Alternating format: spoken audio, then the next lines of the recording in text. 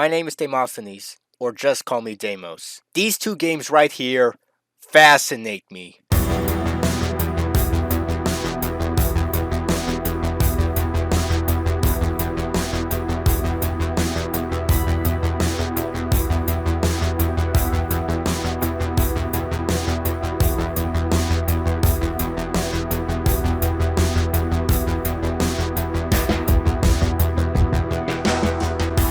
It fascinates me that even when Rockstar games were at their prime from the early to late 2000s, where they were often defined with what they could do or get away with in their games, even with all the controversy of violence and depravity surrounding their Grand Theft Auto series and everything in their catalog for some reason, arguably all of it being somewhat hyperbolic and spearheaded by morally dubious moralists, glue-eating bureaucrats, and parents that forget to pull out, often crying, "Oh, the children, think about the children." Why are you thinking about children, huh? Is there something you're not telling us? Demonizing video games by showing a guy getting mad because an NPC can't drive for shit. Turns, when you kill people, you win points, right? For example, you kill a prostitute, and that's a big thing. You get to win points. I mean, you know, I find that offensive and disgusting, but does that mean that those people who play that game are more likely to kill people? No, it's heinous. It's more than disgusting. It's heinous, and it's possible that... Go in. Go in, you worthless bastard. Go in. Wow. Just wow. Are you kidding me? Go in the fucking garage! What are you doing? What are you doing? Fucking there. Let me free you a little bit here. There, you're free. I'm gonna have to redo this over. I'm gonna have to redo this. Because this guy's doing nothing. He's like turning into the wall constantly. He won't go to where he's supposed to go. Wait a minute, that's Seamus! Despite Rockstar and its X amount of divisions being responsible for putting out some of the greatest games, there was one particular series that made them feel uneasy. So uneasy to the point where there was almost a mutiny within the company because of how disturbing the game was becoming, which is kinda adorable looking back on it now, but that is what many employees at Rockstar North were genuinely feeling. They actually felt they were pushing it too far, even by their own standards. Kinda makes you wonder where the fuck those guys were when Take-Two started raping everybody. See, their argument with GTA was that the gameplay was untethered. The player didn't need to kill anybody that they saw. The violence for most of the missions was a second opinion. The player could just do missions without killing any civilians if they so wanted to. With both Manhunt games, it was violent by design. From beginning to end, you needed to kill in order to progress. A level of realistic violence that they felt couldn't be rationalized. And if the people at Rockstar North were this hesitant about such prospects, how did it even come to be? Simply put, Sam Houser wanted to do a horror game, but didn't want to lean into any fictional elements like ghosts, zombies, monsters, aliens, and instead wanted to lean towards the worst that humanity can devolve into, offering up a raw, disgusting, cat-and-mouse grittiness that feels reminiscent of an old exploitation film. Starting with the first game, it was announced at E3 in 2003 and was released for the PlayStation 2 in North America and Europe, later on gained a port for Windows and Xbox in 2004, and a dysfunctional Steam release in 2008, and much later getting a PS3 release in 2013 and PS4 in 2016. And Rockstar really went out with the giveaways and merchandise back then. Even if some of them were primarily given to Rockstar employees and some press members, there were posters, a vinyl soundtrack, a store standee, a strategy guide, a director's chair, a lanyard necklace, film cells, a couple plastic bags, a nylon bag, stickers, a figure of Pigsy, a Polaroid camera, a blackjack, a garrote, a push dagger, a fucking voice changer? Could you imagine pulling prank calls with this? I can't fucking take this right now. Hello, yes.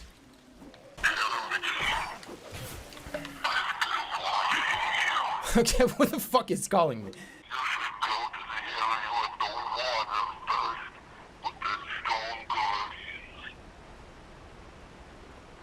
What the fuck are you saying? I can't even understand you. All of which is kind of fucking amazing, seeing that this game didn't really sell that many copies. And like an exploitation film, it had a limited release, and was constantly being chastised for being too violent. Guessing these people have never seen Afghanistan. And was banned in a few countries. Yeah, as if that's gonna fucking stop anybody. Notably Australia, Malaysia, South Korea, Saudi Arabia, which is kinda fucking ironic, with Germany confiscating tons of copies and New Zealand banning it like everyone else. But after a re-review in 2023, the ban was lifted and given an R18 rating. And since then, this game has gained a cult following, with decent physical copies and merchandise costing between suspicious and bullshit. For Manhunt 1, I would be using the broke dick baby dick. I'ma pull the biggest bait and switch and charge you $10 just so you can get out of the fucking tutorial! Steam version. And if you didn't understand any of that, the Steam version is actually the cracked version of this game. The one that is meant to prevent anyone who had pirated the game back then from progressing any further. So even if you bought the game in the most honest way possible, i.e. through the fucking Steam store, the game isn't going to let you through because it thinks you're pirating it. And you gotta download a fix to bypass this, which is easy to do. I've used these two right here and they've worked out for me, because you can't have too much protection. Or you can just run an emulator if for some reason you don't want to deal with the Steam version. And of course, they didn't bother to fix it, since now they've been fixated with Grand Theft Cash Grab.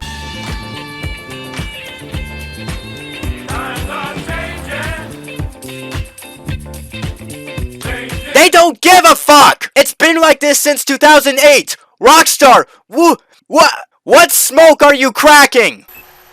It looks like this goes all the way to the top. I can't trust anyone, least of all the police, and time's running out. I've got to get the one piece of evidence that will expose Starkweather without a shadow of a doubt. Footage and testimony of a man who was executed by the state 5 hours ago. James Earl Cash, found guilty and sentenced to death, has been on death row for the past 3 years and was executed last night. Ladies and gents, drunkards and crack addicts, our shining protagonist, James Earl fucking Cash, sentenced to death row on the account of something, I don't know. Maybe he pissed on someone's lawn or shocked his dog with a taser or something. Hey, tough guy, wake up. You're not dead. 5 more minutes, please. You're getting a second chance. Another throw of the dice. As far as the world is concerned, you died back in the chamber. Justice was served. James Earl Cash is rotting in hell. Yeah, it turned out that little news report was a cover-up, and now Cash doesn't really have much of a choice but to descend further into hell, going from one dilapidated ghetto in the middle of the American Rust Belt to a fancy mansion still within the American Rust Belt, and play the leading role in this underground snuff film, killing everyone with whatever he can find, as he's watched by a director, A1 Lionel Starkweather, and making sure that his little guinea pig keeps on going along, but also wetting himself because he has a gore fetish or something. You're getting me all flustered here. You're really getting me off, Cash. Oh man, that was good. You're showing me some real psycho style, Cash. I love it. And he's excellently voiced by Brian Cox, who really sells the character of Starkweather as this gross, sleazy, depraved director that will go to some severe lengths to get some good material. And actually makes sense in some way. College students don't usually have the healthiest mindset. You had disadvantages. What disadvantages? You're insane. First step, we gotta get the fuck out of Carcer City. And since this game is a stealth-focused action horror game, it lets you know right away what you're in for, and teaches you how to survive the calmest night in northern Illinois. And you just know that Carcer City is just one of those places that would get memed on in Discord and iFunny. I mean, why not? This place already embodies what would happen if Asmongold became mayor. You just need a chat box in the corner and you're all set. The game's mechanics are easy to understand and function really well.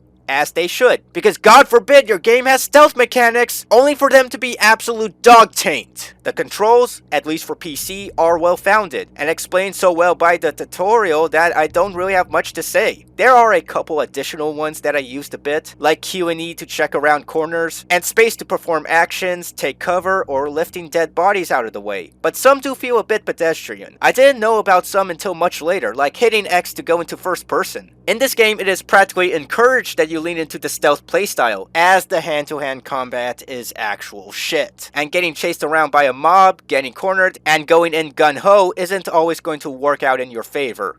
Well, unless the level wants you to. I wish Cash left Death Row with some heat moves, you know, to stunt on these hoes and execute them a la Kiryu Kazuma style, rather than praying to God your punches actually do something like a fucking scrub. Yo, what the fuck? He just spit! Pussy was so banged out I had no choice but to do anal. Starting off with learning the basics of sneaking up, performing executions, hiding in the shadows, hand-to-hand combat, and as you progress on, you're learning more of the details. Where shadows are located on the map, hiding bodies, the patterns of how the hunters move, and even teaching you to be more aware of how sound works in this game. How sprinting will make some noticeable noise, how different surfaces emit noises that are much louder, how hunters would react to said noise, and how you could use this to your advantage. You can pull them away from their post by hitting on a surface or using a lure to draw their attention and take them out. It's also helped that these guys you're up against aren't the smartest people in the city. Enjoy making me look like a chump, huh? Your mistake, asshole! Which brings me to the weapons and execution system.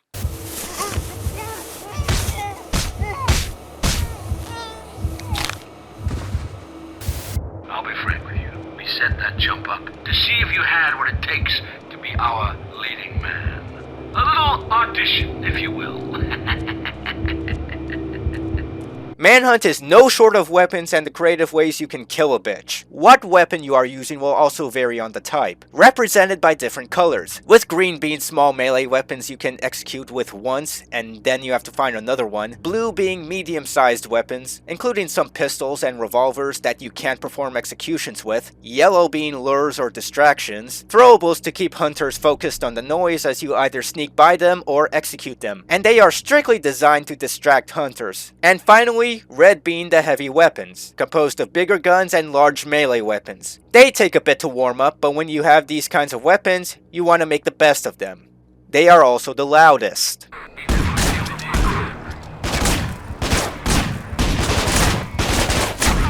Then we get to the execution system, which is a simple lock-on system where you focus in to perform executions by holding down the right mouse button, which also varies for how long you lock in for an execution. White is quick and hasty, yellow is violent and severe, and red being gruesome and enough to make Doom Guy blush.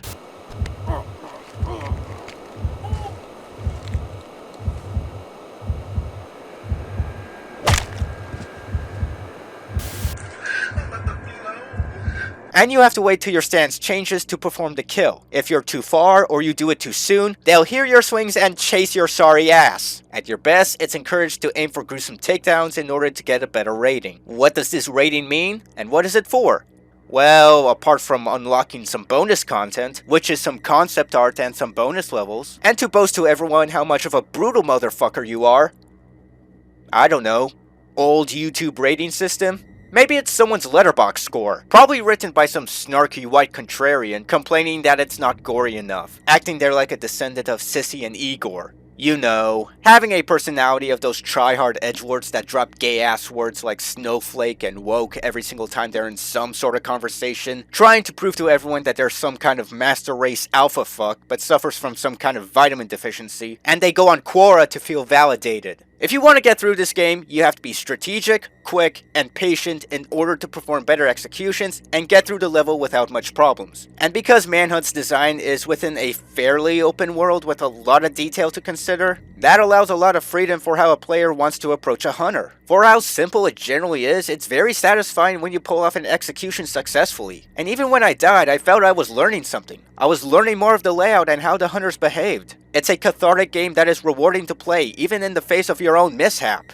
Oh, and before I forget, there are two difficulties to this game. Fetish and Hardcore, which are like normal and hard. And even though there's some subtle differences, one of the things you might notice right away is the mini-map. Fetish has a little map to know where the hunters are, Hardcore doesn't have the map, and makes hiding from and seeking hunters a lot more harder. Not that it needed one, but the fact that there isn't any easy difficulty is just a nice nod to tell everyone that, hey, if you're impressionable as fuck, you really shouldn't be playing this. And the only way we're gonna do things is that if you bring your own baby oil, or we're gonna do it raw.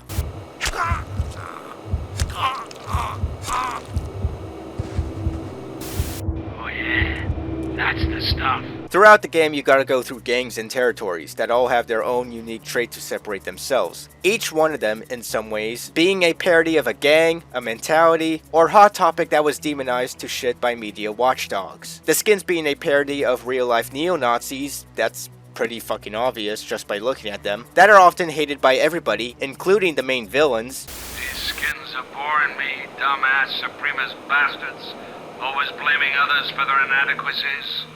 Butcher them, Cash. Cut them up, beat them down, and choke the fucking life out of them.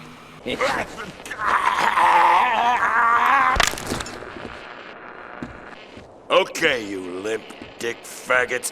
Ironically, having clothing that references Nazi punks fuck off and lyrics to that song. Then there are the War Dogs, a group of poachers and army-loving degenerates that dress up in camo and fantasize about World War II a little too much. Cerberus being a private military and security company built up of moody soldiers and people that want to solve problems their own way. It gives me some real-life Blackwater vibes. Then there's the Innocents. Ironic name aside, they're meant to be one of the more creepy and disturbed hunters despite looking like the very thing funk listeners would jerk off to. Heavily being inspired by the topics of Satanism, drugs, pedophilia, drug cartels, and gang violence. I don't know if they would be more or less creepy coded if it turned out Harlan Ellison made these characters. If Daddy doesn't know where you are, Daddy can't help you. It's no good hiding. Daddy knows you're here. Coming, Flower. Daddy's coming! The smileys are more entertaining. Stop getting strong!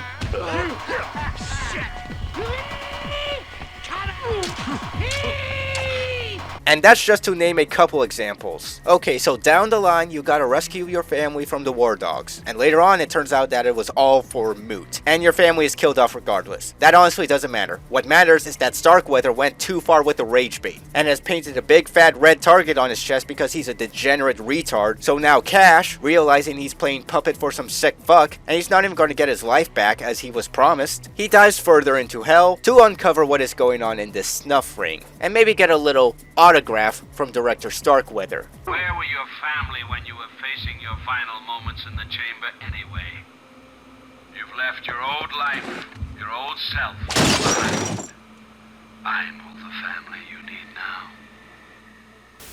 Yeah, the plot of this game isn't all that special. It's a simple go from A to B structure, running, hiding, and killing in order to make progress. It feels like a B-movie revenge flick, but I believe that works to its benefit. It means that the creators don't have to stress too much about the main story, allowing them to focus on the gameplay more, refine their craft, add some details to really make it pop, like how every weapon you carry is shown on your person, or getting glass shards from broken windows, or watching the brains splatter on the walls, or discovering escape routes you can use. It also means they can focus on the horror a lot more. I'll go into more detail later, but the horror is top notch here. This game drowns in a filthy VHS-riddled aesthetic, coupled with an unwelcoming, corrupted, and inhospitable urban atmosphere that is present from beginning to end, almost like if Carcer City itself is also a villain. It is apparent that this game does take its inspiration from the underground genre of snuff films, which are either considered to be rumors or they're real. It's kinda hard to tell nowadays, which if you're too lazy to look it up for some reason, are films that contain actual homicides that are done for the sake of profit, which if you dig deep into the lore of this game, if you're interested in that stuff, are done under this company called Valiant Video, spearheaded by some faceless being called Mr. Nasty. Valiant Video Enterprises. Real hardcore, real fetish, real brutal. Videos made to order. New members only interactive forums. Now at www.valiant-ent.tv. And with this, it carries the tones of tribalism, brutality, social and economic decay, and the wars that human nature can devolve into, or drive someone to do when in extreme circumstances, making the world here not just dark and depressing to be in, but a lot more alive, with the only trustworthy and friendly face in this game appearing in brief stints. I mean, this game already makes references to real-life serial killers, so why not stick to the fucking theme? Because of this, the game feels focused, flexible, and it doesn't waste your time with a lot of lore dumps. Unlike a lot lot of games where it's the opposite. And there's too much going on so it doesn't know what to focus on. And it tries to bash you over the head to tell you how brilliant it is. What I hate worse than anything else is pretension in any form. Which also means that they can focus on making the levels more expansive, functional, and unique to their selective chapters. Which they do greatly. Every scene in this game is always different from the last, which makes them stand out in your mind much more. Malls, zoos, junkyards, railroads, subways, followed up by a fantastic soundtrack done by Craig Connor, who's been with Rockstar Games for a while, doing a lot of music, and was recently trapped in a burning building with Leslie Benzies. But his soundtrack for Manhunt really sells the horror that is Carcer City, with Connor's Korg Mono Poly being the backbone of a lot of music tracks. It's simple, but it's really effective in creating a creepy, foreboding feel. It's honestly great. It gives me some real John Carpenter vibes.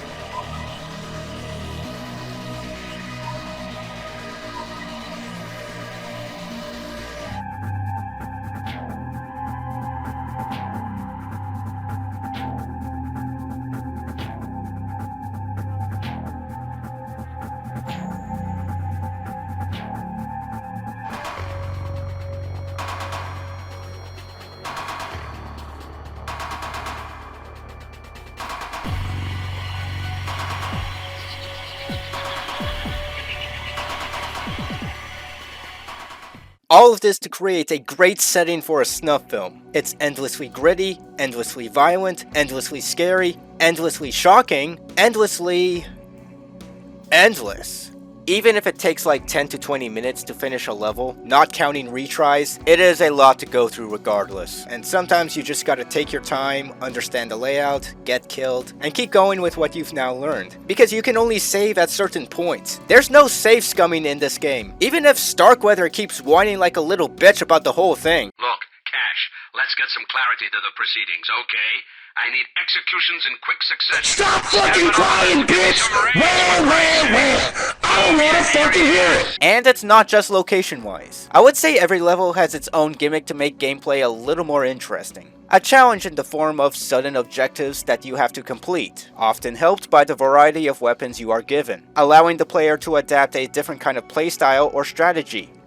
Sometimes. And there are a lot of them, 20 levels in total, not counting the 4 bonus levels. Some of them I like, some of them not as much, and it's around this point I should bring up the shooting in this game. Because from near the halfway point onwards, the shooting becomes less of an option and more of a requirement. And it's generally not well received. On console, it's a bit of a circus trying to wrangle the damn thing, but they're on console, so what do you expect? On PC, it's not as bad, but a lot of people pointed to it being pretty janky in some spots. I can vouch for this, as trying to shoot from long distances, the bullets just seem to disappear after a certain point. So trying to be precise with any gun that doesn't have a scope on it is pointless. But also why people don't like the shooting is that it kills the atmosphere completely, diluting the intense horror of hiding from the hunters and hearing their creepy dialogue to turning the game into a cover shooter made in Gold Source. And I honestly don't feel as strong about it as others are. I feel for me it's very selective. Some levels I can dig it, others it can slow it down and turn levels into either a chore, a snooze fest, or an unfortunate mix of both. How it's implemented can either make or break a level for me. But personally, if you want to know how I feel about some levels,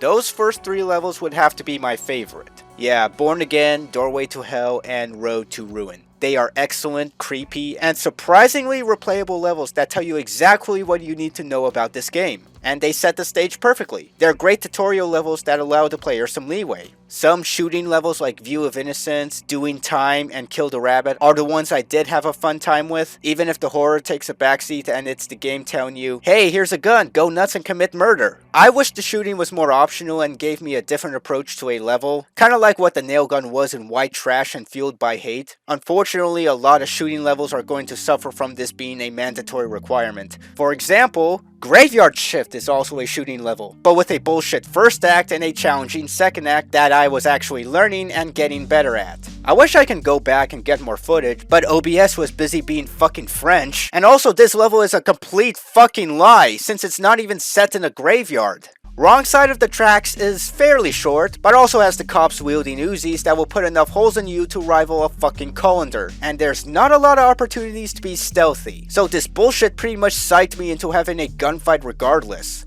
I'm in the middle when it comes to the high stakes missions. On one hand, I respect them for offering up a new challenge and being flexible with whatever playstyle I choose. On the flip side, it enables me to be a perfectionist and overthink things. Rescuing the family in Strapped for Cash, or killing Ramirez in Divided They Fall, this guy that's been setting up these scenes for Starkweather throughout the whole game, I end up stressing myself when things don't go right, and I end up either resetting or dying, but they are narratively pivotal points in the game. Hot take! The escort missions are not my favorite. Yes, that also includes drunk driving.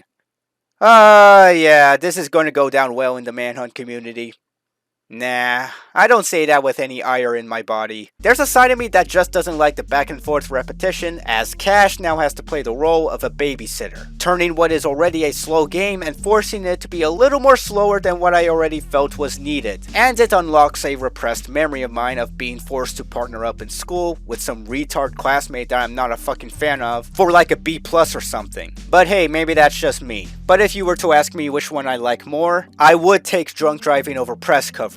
Because you got Mark Margolis to hang out with, smoke some weed on the side, before he goes back to piss in the last Gottschalks in existence, and blowing himself up down the line, and I don't have to stress over a woman's sanity for the next few seconds when going down the street. Although in that level it was pretty short. Both are also pretty important to the story, so there's that. I don't like the crane segments in Fueled by Hate. This game is running on the renderware engine, whilst powering a lot of games in the 2000s, and around when Manhunt came out, also powered GTA 3 and Vice City. And if you have a decent idea about those two games, they are not well known for their refined or dynamic physics, they are known for their flying cars. Sweet Boys has one less, what the hell happened to my car, bro? It's flying in the freaking air right now. My car's gonna blow up. My name's Frankie G, bro. What the hell was that about? The jank really slows this mission down for me, and that's unfortunately by limitations. Getting to the crane is already a challenge in of itself, only for that progress to now be regulated to a coin toss, if your ass is fast enough to turn this bitch around and squash them.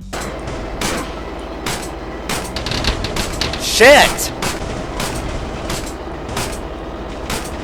Fuck! Oh my fuck, come on! I'm trying to kill some Trump supporters, not perform a 69 on your mom. It only appears twice in this chapter, and I already feel more dread here than in any part of the game. Look, I get Carcer City isn't known for its athletes, but can't Cash at least push the fridge over and get on with his life? And even though it gives you a unique way of killing white supremacists with white goods, and the mission gives us this lovely bit of brief eroticism. Oh yeah.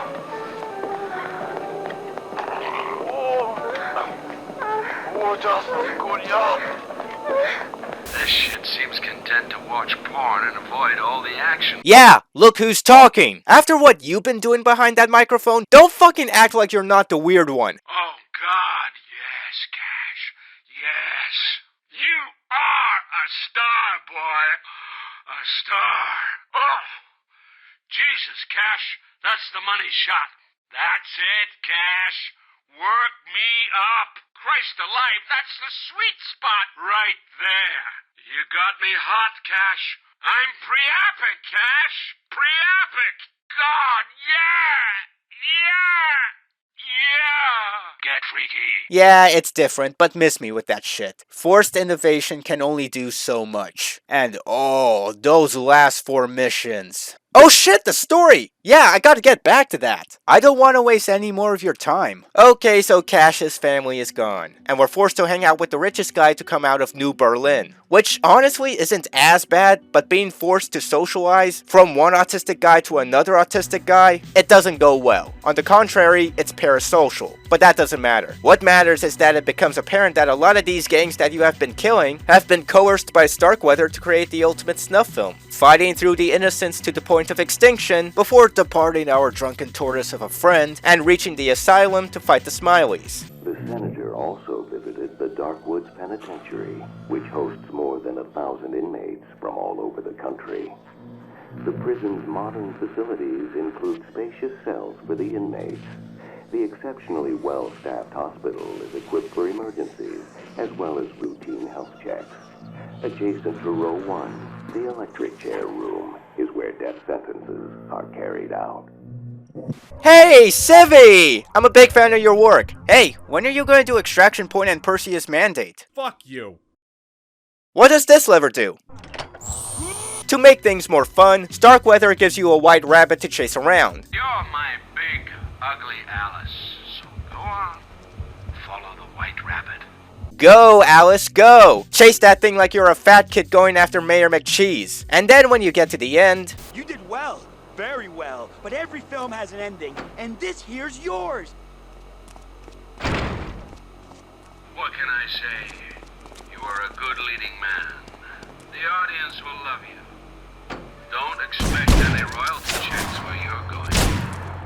Oh great, I'm going to be sent to hell again, and I'm not even going to get enough to pay for a taxi fare. Starkweather, you goddamn grease-filled, lotion-drinking Jeffrey Epstein nightmare motherfucker! Starkweather has gathered enough material for his own desires. He no longer has a use for cash. That promise of a second chance has all been wasted on building up a resume of things that probably got Cash the death penalty in the first place. And now, he plans to kill you off. Starkweather not realizing that he's talking to his own monster. JEC, James Earl fucking Cash, a mostly mute death row inmate who's allergic to getting executed and against all the odds has persisted through a town if it was populated by asylum patients and Twitch streamers. An obstacle course that you fucking built! Beyond this point, it's for survival. And right now, the feeling is personal.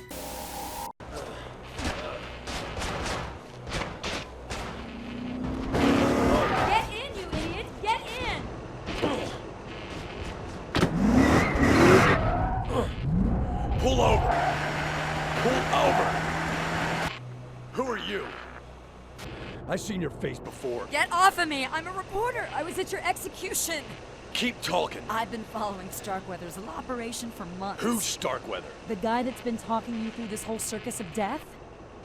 Look, I've got all I need to expose that sick bastard, but he's definitely on to me now. So I have to get back to my apartment, collect my material, and get out of town before I become another one of Starkweather's extras. You can bring him down? This Starkweather? Absolutely. This is gonna make my career. Okay, let's go. Huh? To your apartment. Drive! Yeah, I'm down to fuck. You want to see if my pecker is as circumcised as my head? Everything I need is in that box under the table. Good. Take it and get out of town. But you're not coming with me?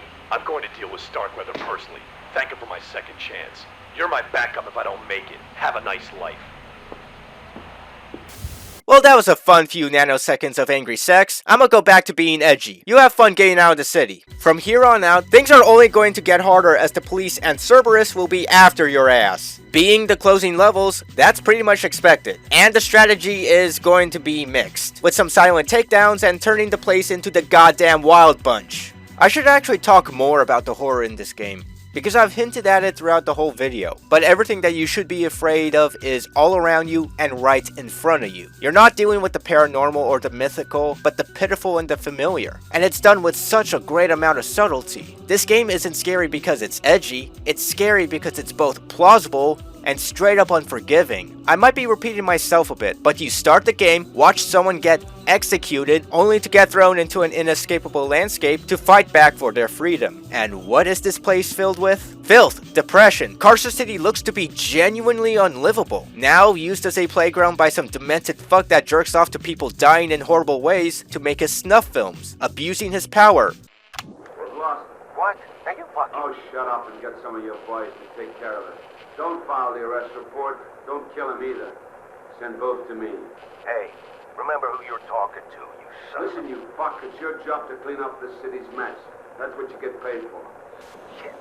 Hiring gangs and gangs of screwed up dudes to contribute. Paranoid, abused, corrupted, mentally sick in other fields. Nothing and no one to help them. They're committed to this life of being an urban barbarian. Desperate to prove to anyone that they are the one on top. Even if it's through the more twisted options. It's mentally inflexible, suffocating, and a little emasculating if you think about it. There really is no other option but to become a serial killer for the sake of one's own survival. Which is arguably more scary, because you know people and places like these do exist out there, or they can exist.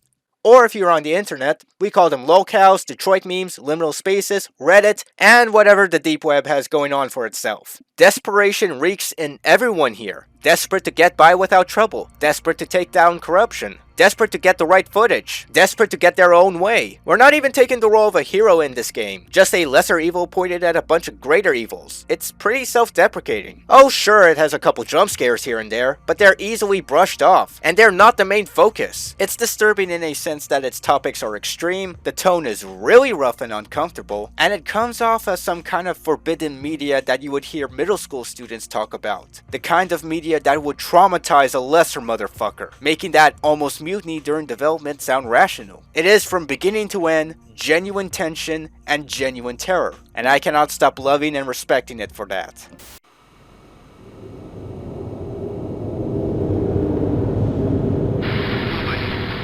You'll never get out of that subway alive. Roger, we're at the station. This is Charlie Leader. Power has been shut off. Repeat, power is off. But now we're at the closing stages. Cash has become so feared, having killed every Christian wannabe in the city, Starkweather's remaining security are now treating Cash as a threat, even on an equal level to this freak, for the lack of a better term. Something that couldn't even be classified as human. A corrupted pile of flesh that indulges itself in the disturbed and inhumane. Big what was that? Go check it out.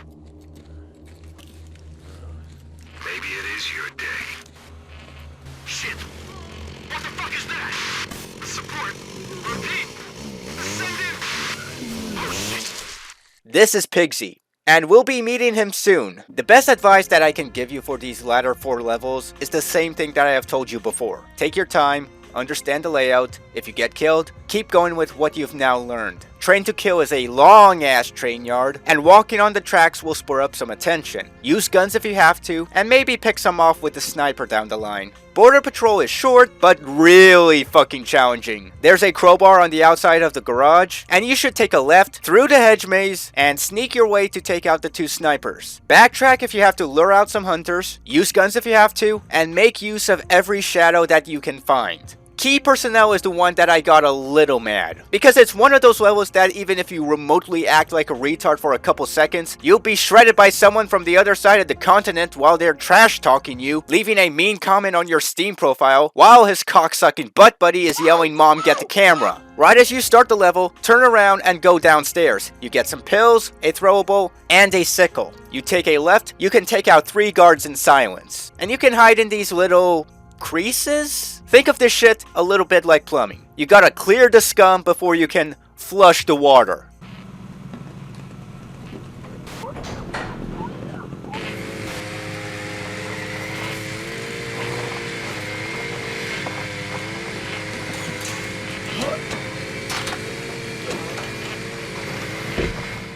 Deliverance, the last level, and honestly it isn't as bad. The Pixie fight I would even equate to a Quake boss because of how easy it is to understand. There are 3 glass shards around the area, or 2 glass shards and 1 wooden spike, yeah. And they always spawn in the same spots. Hide, strike, do that 2 more times.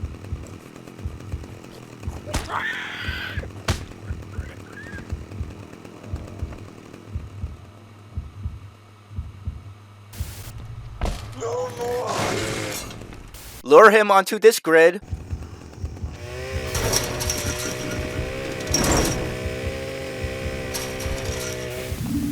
can't play no more. He's going to run back, lure him again, and then you got him.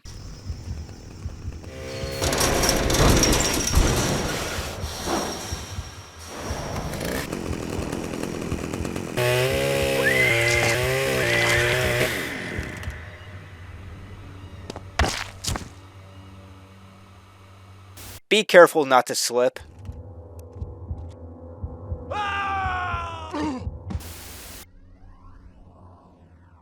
And can I just say, this place looks fucked. It is outright fascinating that this part is under the same roof as the rest of Starkweather's fancy crap. This isn't even the nicest apartment in Carcer City. Pixie is straight up living in what feels like another twisted dimension. Everything is falling apart, where he can roll around and cum and viscera and tons of rat shit. It's sickening. I feel sick being here. It's like if Alice in Wonderland got diagnosed with AIDS. Send him to hell. Go on.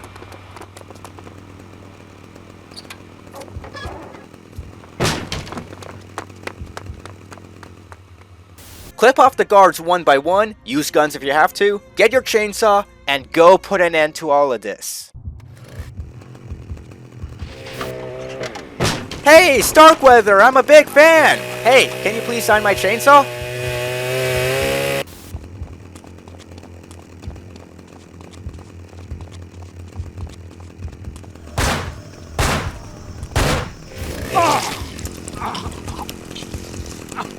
Cash, I made you!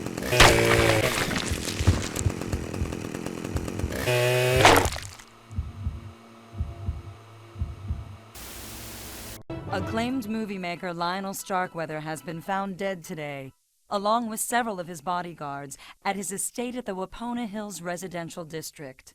In what investigators are calling a bloody vendetta, an unknown assailant infiltrated the compound, killing Starkweather, but more interestingly, leading police to the site of a snuff film ring being run from the estate's confines. Linked to this ring is Carcer City's own police chief, Gary Schaefer, whose lawyer stated that he intends to plead not guilty. And just when you think it's all over, this game pulls off one last surprise.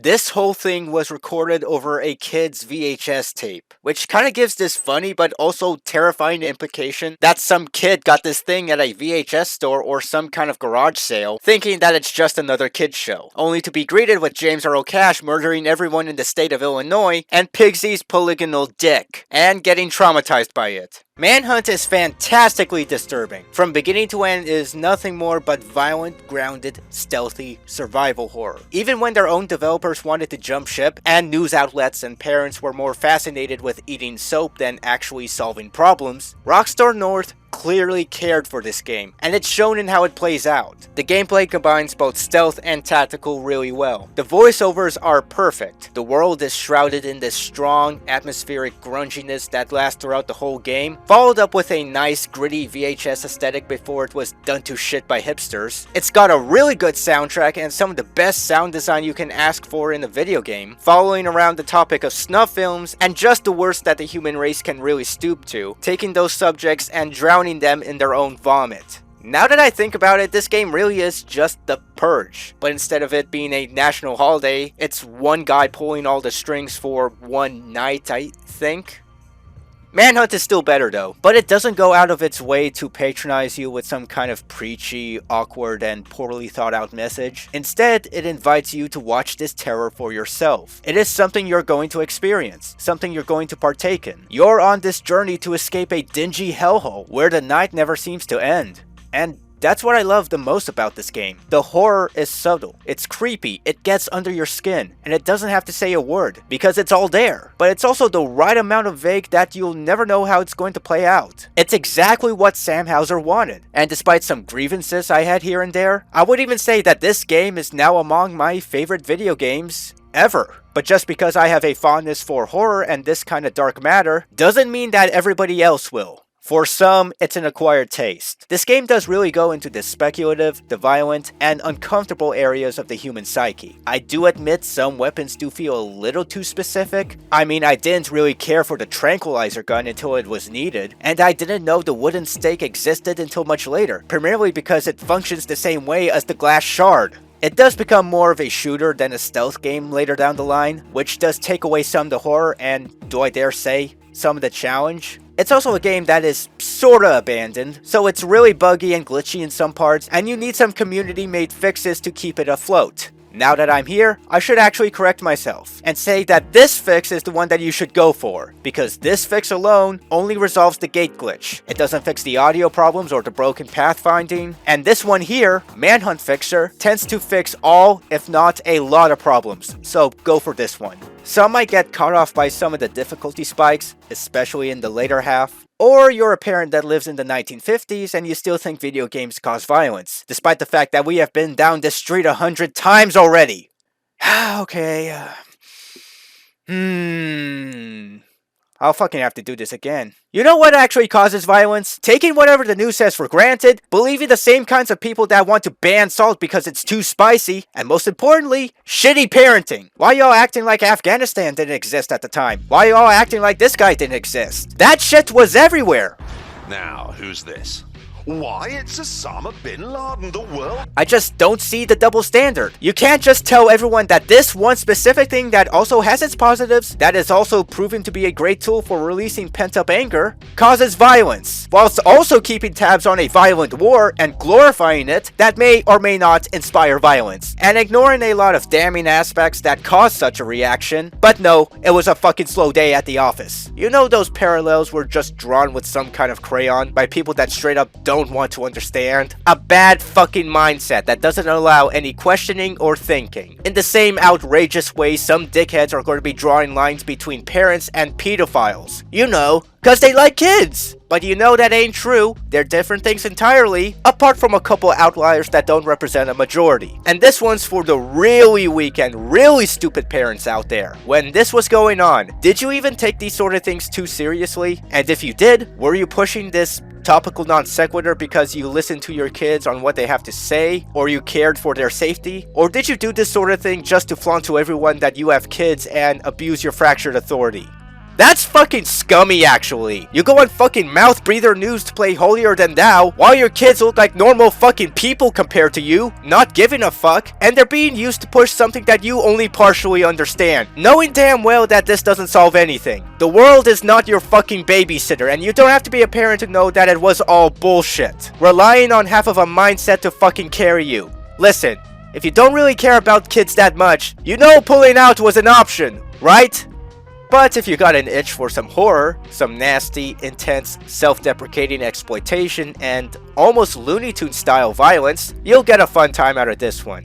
And like the degenerates that make up almost all the population of Carcer City, this game will make you come. And regardless of what the first game had to go through, the reception was generally positive by fans and critics, and it gained a loyal following. Over time, it slowly grew more, with memes, cosplay, edits, fan art, fan films, still showing this game a lot of love and admiration well over 20 years later. At that time, with all the praise, Rockstar thought it warranted a second game, so that means the next game has to be good, yeah?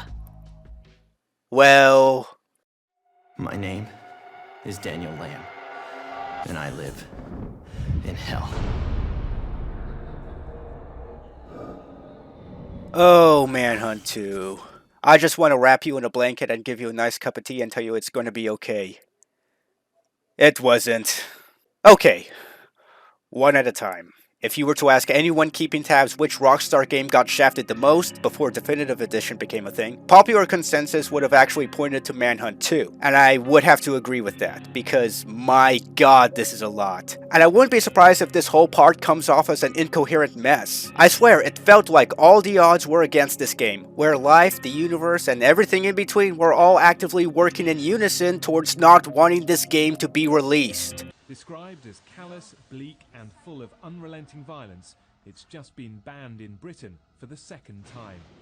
To get the elephant out of the room real quick, the news outlets didn't slow down on this, switching from drinking soap to taking fentanyl, sticking to the bit that this game is actually indoctrination to become the next Ted Bundy. Also not helped by a bunch of activists constantly pushing for this game to either get banned or receive an adult-only rating, furthermore delaying the game, and brandishing the game as the most controversial game of all time. And while I don't necessarily disagree with that, it's like they're getting desperate for views or something, so they can get a third swimming pool in their fucking milk bar. Yeah, our heroes, ladies and gents. Can you tell they are just doing such a good job? Waving a Wii remote like it's a one-night stand? Trying to defend themselves with as much power and integrity as wet paper. And this one did such a good job, she was immortalized as everyone's fucking nightmares. Hey, if I have to look at this, you have to look at it too. Fucking savor it, you little shit. Which, like a lot of diaper-sniffing prudes that were fear-mongering against this game, don't know what they were getting into or talking about, and more so did this shit for the sake of good publicity. Whatever that means. You're working for Congress! I'd say any good publicity is completely out the window. Trying to tell everyone whatever Rockstar was pushing out was a weapon of mass destruction and needed to be gone. Their view is, hey, this may be creepy, it may be scary, but it's no different than a really creepy, scary horror flick, and people should have the right to go and use it if they want. This is not only ridiculous, but it's just abhorrent.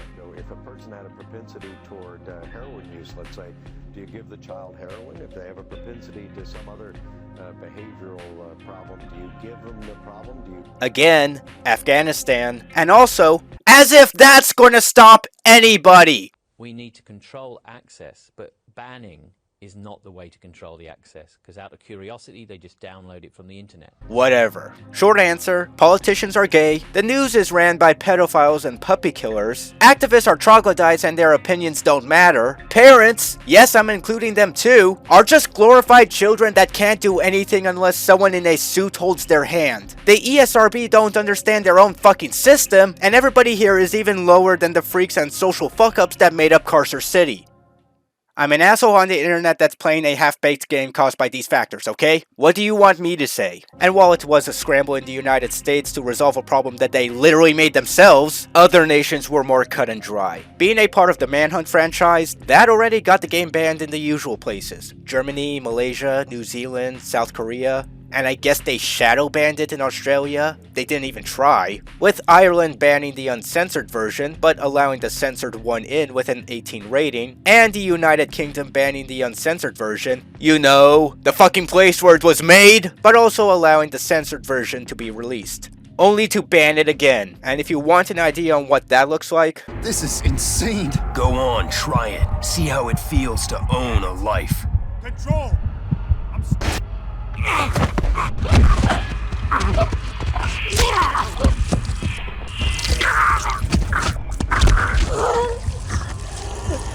If people weren't going to get mad at the game for being too graphic, people were going to get mad at the game because it made them physically sick, giving us an example of what would happen if you took 3 gummy vitamins instead of 2.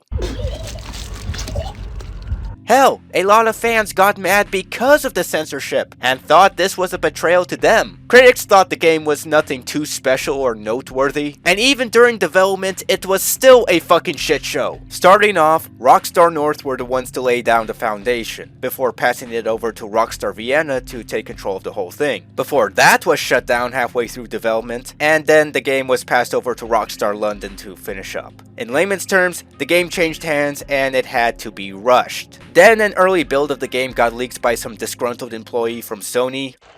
That was an illegal criminal activity on the part of an employee of a company that happened to have access to the code.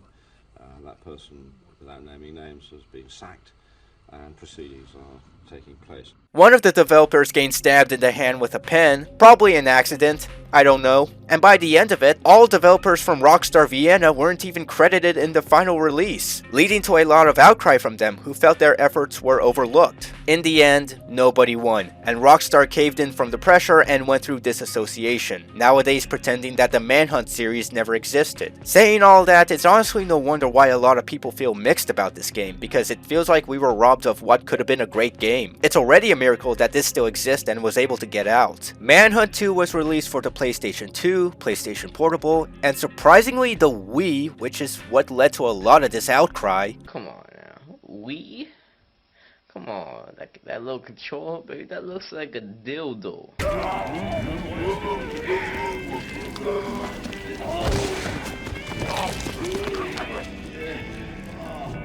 In North America in 2007, and later for Europe in 2008, and a Windows release for North America in 2009. And like the game before, they also really leaned into the merchandise which a lot of people never got or didn't know exist. A Wii Remote strap, some shirts, some stickers, posters, ID bracelets of the main characters, a straitjacket, Halloween scrubs, an A4 binder, a couple letters from Dixmoor Hospital, and at one point, Rockstar were hosting a giveaway where the winner would have gotten this Manhunt 2 themed Wii. But information on this is hard to come by, and it's hard to tell if anyone even got these. But if through some miracle you got this, but your parents are paranoid heroin addicts, just say you got pasta sauce on the Wii and you forgot to wipe it off. Having told you the insanity of this game's troubled and turbulent history, I know I'll be in for something that is pretty rough. But thankfully, I won't be alone in this, because I got a friend who's had experience with both Manhunt games. But we decided to crash with Manhunt 2 for the day. He goes by many names, many of them my lawyer has advised me not to say, but we'll call him Stinky. Yes, okay, holy shit. Yeah. Hello. Don't trust women. Thank you, Stinky. White power. Yeah, Stinky, that's a real fat one you hit with me. Yes, sir. Yes, sir. Alright, here's the hardest part of the game. What you gotta do Yeah? is, you gotta click play. Goddamn. I'm fucking sweating bullets over here. Are the controls here the same as in, like, Manhunt 1? I think it's shift to run in this one. Didn't you also, like, shift into, like, the first game? I thought it was... Oh my god, I'm retarded. I'm thinking of GTA. Yeah, because, I mean, what else was I going to think you were going to play? Worms or something?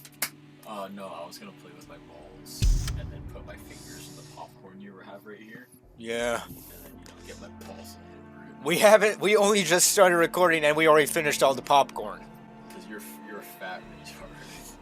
And what, you're not? Yeah. Damn! Before I start, I'll be using the abandonware version of this game, since finding decent physical copies are a fuck, and it wasn't released on Steam, but maybe that one is a blessing. And what you gotta know about this version, this one is an earlier build, as it lacks some details, is a little glitchy, is reusing some assets from previous Rockstar games like sounds.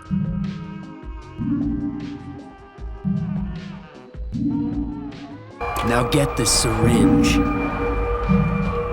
And overall, it's just a bit unpolished. If you're a stickler for something more complete, then the PS2 and PSP versions are your best bet. And unless you already have those consoles and the games, the only way I know you could get this version is Vim's Lair. They got it all over there. Get PCSX2 going, get a functioning controller, if you don't get lost in the bullshit where nobody can answer your fucking questions. But see, it also has that annoying filter to get past the censors. But the Wii version also has better gore than the PS2 or PSP versions, but that one has its own set of problems. This is the thing with Manhunt 2.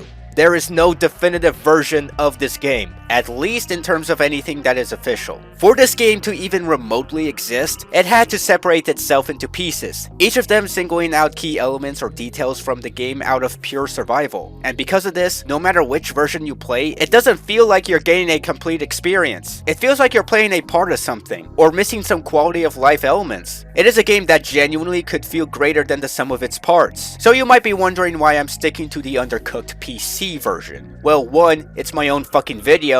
2, consistency. I played Manhunt 1 on Steam, I've started with the PC version of Manhunt 2, I'm ending on the PC version of Manhunt 2, and I'll be replaying the PC version of Manhunt 2. But don't worry, I got the PS2 version on an emulator for when I feel like it. 3, this version is more likely the one that everyone else would be playing, since it's more accessible and it's not hard to set up. And 4, This is the uncensored version, so you don't have to worry about being subjected to some real-life brainwashing. And across the board, the overall gameplay and story are the same, so no one version is going to have an incomplete plot. And I don't think it would have made much of a difference on how I felt overall. But this is to explain why some things here might look or feel weird between different versions. Because Rockstar and people pretending to be airport security, aka white people. Game saved successfully. I just started! We just finished playing.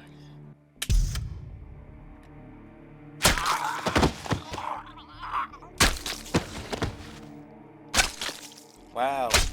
The interactivity is insane. Success! You're almost at the end of the game. I think there's an option to disable it. You know Cruelty Squad where you kind of have to shift back to kind of like play the who used the sniper rifle? Skip this bullshit. It is fucking Parkinson's, this game.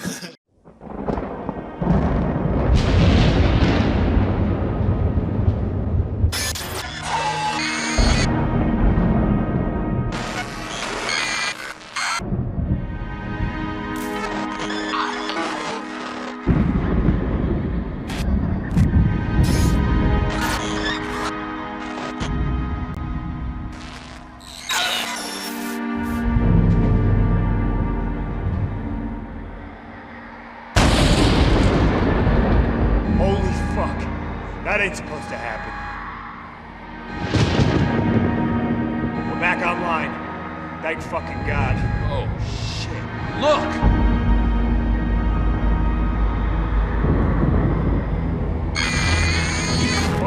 Get some help!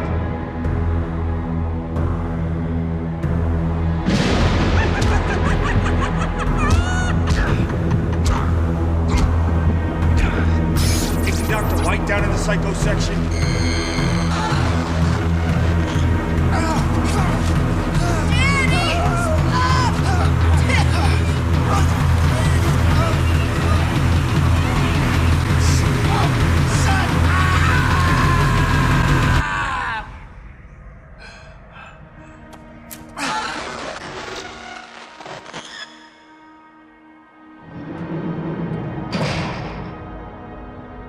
We did it. Come on. You want to get out of here? Then come on.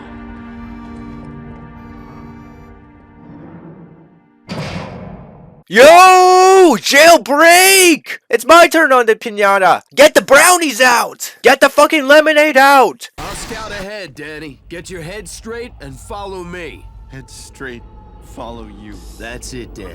Yeah. Listen to me. Head gay. I'll get us out of here. Go the other way. We play as Daniel Lamb, an amnesia-riddled victim of the Soyjack phase who escapes Dixmoor Asylum. Dixmoor. More dicks. Do you suck dicks? With the help of Shadow the Hedgehog over here, Leo Casper, a man so edgelord and corny. I'm surprised that this game doesn't have a mission where you fight against a bunch of dark aliens and some over-militaristic shits while getting lost in a cornfield. Oh god. Check this out. What?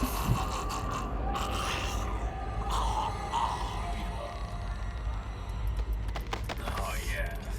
Yeah. They wish Source 2 could be like this. I don't want to hurt anybody. If he sees you, he will kill you. Understand? Waste him. But he's a nurse. He'll help me. This is insane. Go on, try it. See how it feels to own a life. But I have my own life.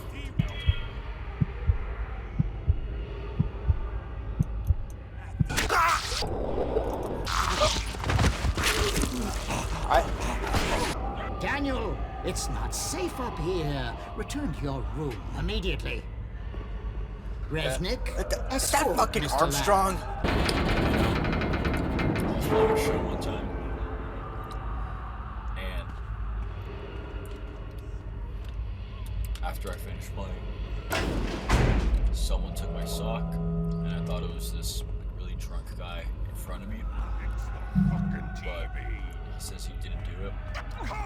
Pretty sure he did at the time, but it ended up being some dude I took off my sock. I was putting in this guy's face as a joke, so I stole my sock. And then I guess when I was doing that shit, I got very sweaty. Very sweaty.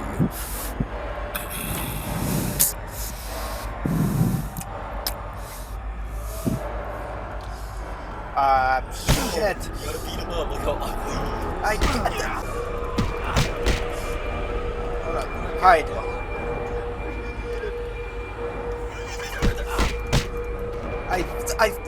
God, this is weird. No, you gotta stop on him. He's still up. You gotta stop.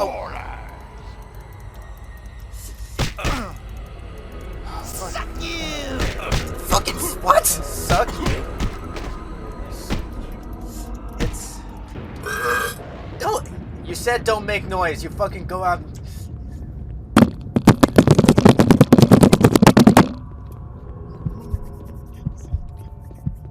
Okay. How long does it last? Well, you gotta crawl.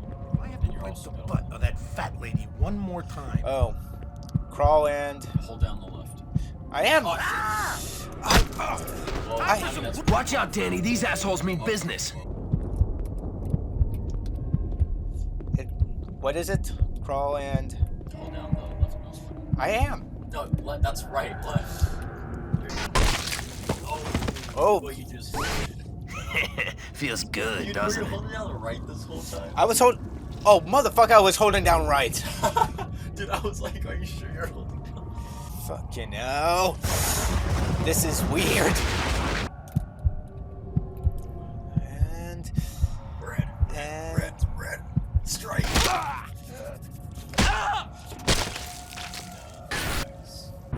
Oh, you ate all the popcorn. Oh, sorry for this. Hit him. Yep. Yes.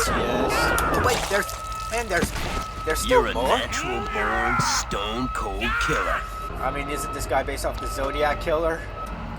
It's based Yeah, your bare ass ball sack. Yeah, I'll show you right here, right now. Don't you fucking dare. Yeah, we're gonna do it. Ah. Where the fuck do I go? If Batman had, like, mental illness. Gotta be quick. Yeah, I know. Come on. No, dude, come on. Come on, and bingo. Don't leave any witnesses. Hide the body in the shadows. I think I remember a long time ago you actually showed me, what was it, the moon and the stars? I'm surprised you still remember? Well, yeah, I mean, it was probably the most noticeable thing. Seen us. Yeah, the moon and the stars and the fucking rockets. No, you gotta keep going. Yeah, fucking... If they actually need to, because, well, I don't see anybody else coming out here. Okay. No. Too heavy. Yeah, you know what? I'm not gonna bother lifting you guys. Actually, you know what? I need to clean up my mess. I am somewhat responsible for this piece of shit. After escaping the funny farm, we stumble our way back to Daniel's old house. How do you know all this? Is it texture-wise, Danny, or...? listen. It's a manhunt. And Title we drop. won't stop until we're both Title dead. drop. Come on. Let's go. Stinky runs around like a hyperactive child. But do I have any weapons? Oh shit, I do not. I fucking see one right there. I know, I see one too, but I don't want to finish him. Yes, just straight up hit him with a fat fucking con. Oh, yes. Oh, yes.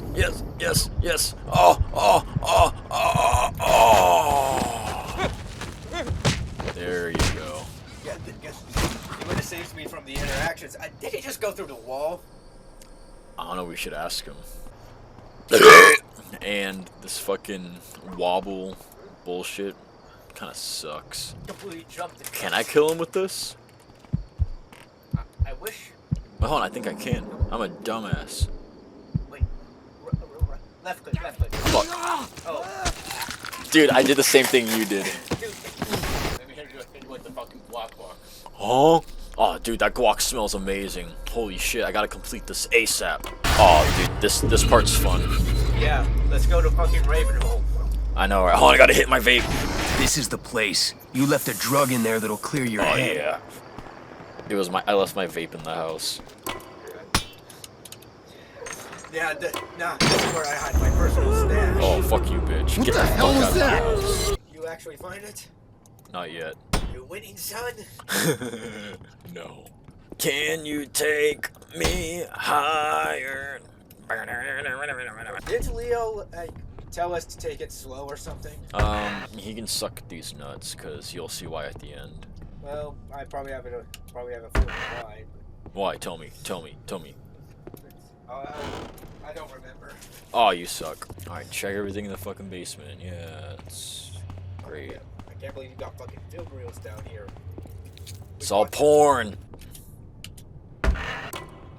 Danny, let's try the basement. Come on, I was just in the fucking basement. Nice. Now all we need is a syringe. Try the bathroom. Bathroom? Oh, it's back. I think I know what's coming up. And inject ourselves with more heroin in order to get caught up with what's going on. But our escape did not go unnoticed, and here you'll be introduced to the Watchdogs, a group of hitmen that have been hired by the Project to take care of the issue. And by issue, they mean you.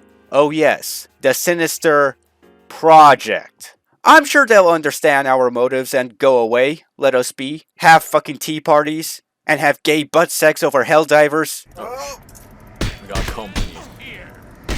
Oh. Shut up, you knockoff spy looking ass from TF2. Oh shit. Go on. Now I immediately gotta run because he's. I have to. Oh, what? You're a dumbass. You are a dumbass. Hey.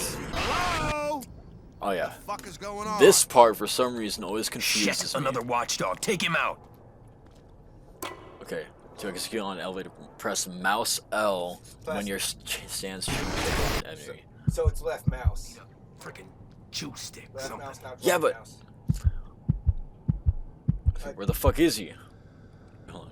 You actually cannot look down. Oh, there he is. Come on. Come on, please. There we go. I got it. That was really convoluted.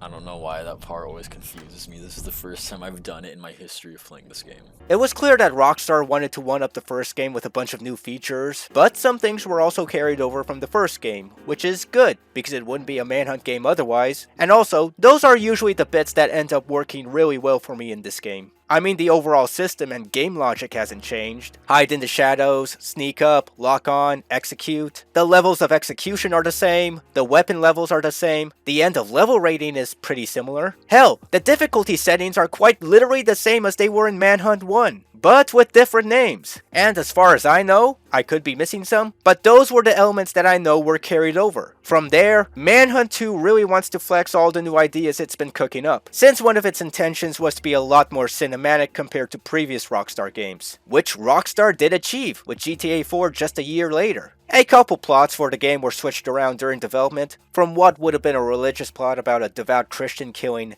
sinners, to a serial killer being controlled by a Muppets reject. What the?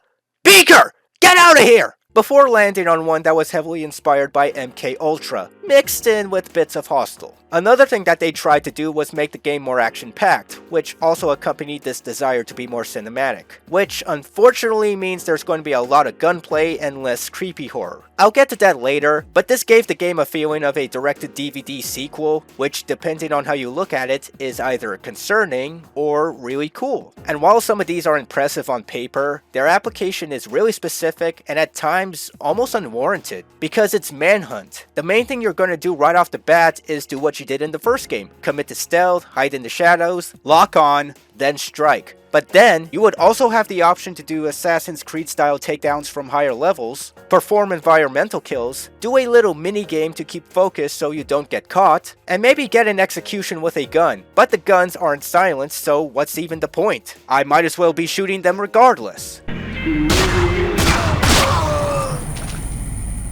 It's nice to pull them off, and watching the animations is really cool. I just think they're not telegraphed that well, and there's not much incentive to do them, when killing the hunters the usual way seems to be more efficient, even when it contributes to your overall ranking.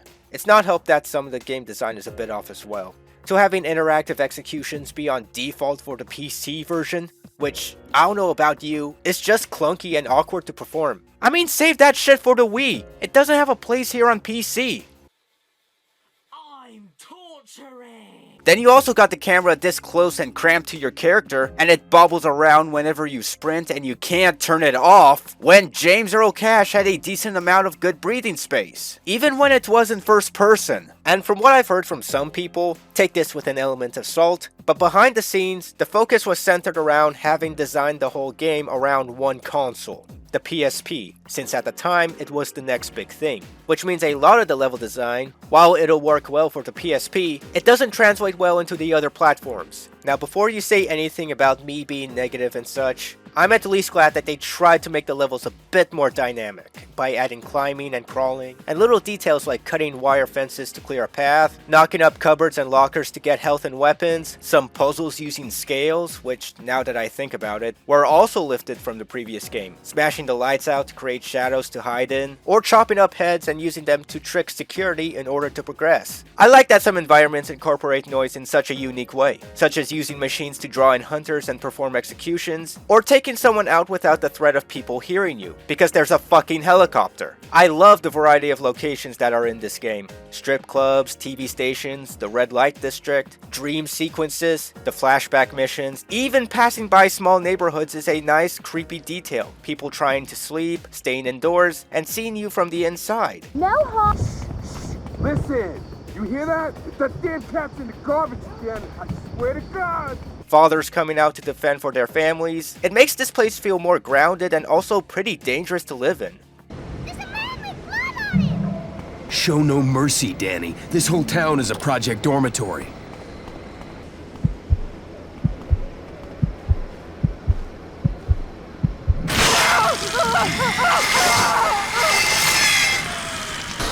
No time to rest, Danny! Tear their fucking throats out! Oh, by the way, this game takes place in Cottonmouth, a city located in Louisiana, which a lot of the setting was inspired by cities like New Orleans, which just raises more questions. Why the fuck are these people not in Florida yet? But you can tell the developers didn't have a chance to refine their work and make the game more open or more flexible with player freedom like in the first game. The game is really prominent on being linear and pushing you from point A to point B, going as fast as you can, you know, like an action movie, which leads to shadows feeling like an afterthought, and some of the navigation can occasionally be vague, which is also why it might not feel right in anything else apart from the console that it was specifically designed for. PSP. It's like carpet. You can watch outside. Like the previous game, there's going to be gangs of people going after your ass. I mean, we are playing as a murderous and possibly schizophrenic patient, so that checks out. As mentioned before, the watchdogs will be the ones that you encounter the most. They're men in suits and they wear stupid party hats that seem to be familiar with Daniel Lamb's past behavior. This death will not further your cause, Mr. Lamb. There's little of Daniel Lamb left. He's just a sick animal now. Damn it, Danny, we're here to help! Then you got the Pervs, a gang used by the project to recruit horny motherfuckers and subject them to 50 shades of what the ever-loving fuck is that? A gang made up of sexual deviants, psychotic perverts, pedophiles, furries, snuff filmmakers, and maybe a Lionel Starkweather collab in their history. I mean, it wouldn't surprise me. The Red Kings, a gang so underused and forgettable, I mistaken them for hobos. Their previous designs were so much better. Project Militia, army grunts hired by the project. It's what it says on the tin. They do the same thing the Watchdogs do, except they got guns. And then the Bloodhounds. They're here to remind you that this game takes place in the South. Another victim of the liberal conspiracy. A bunch of far-right gun-wielding nationalist white trash that have never seen the side of a functioning outhouse in years. They're basically the Skins, if they stopped inhaling Zyklon B and instead got into grifting and InfoWars. Give my regards to the devil when you see him. Again, their beta designs were way cooler. And that's listing off some of the more notable hunters. Oh yeah, and there's this group of hunters in the game called, get this, the Johns. And that's presumably because everyone in that group is named Steve. The fuck is that laugh? Holy fuck! Ah, for fuck's sake! Wiggles. He's not my type, bud.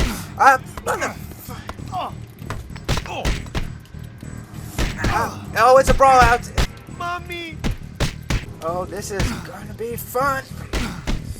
Oh, I am about to fucking. Okay. I got smacked. Where the hose at?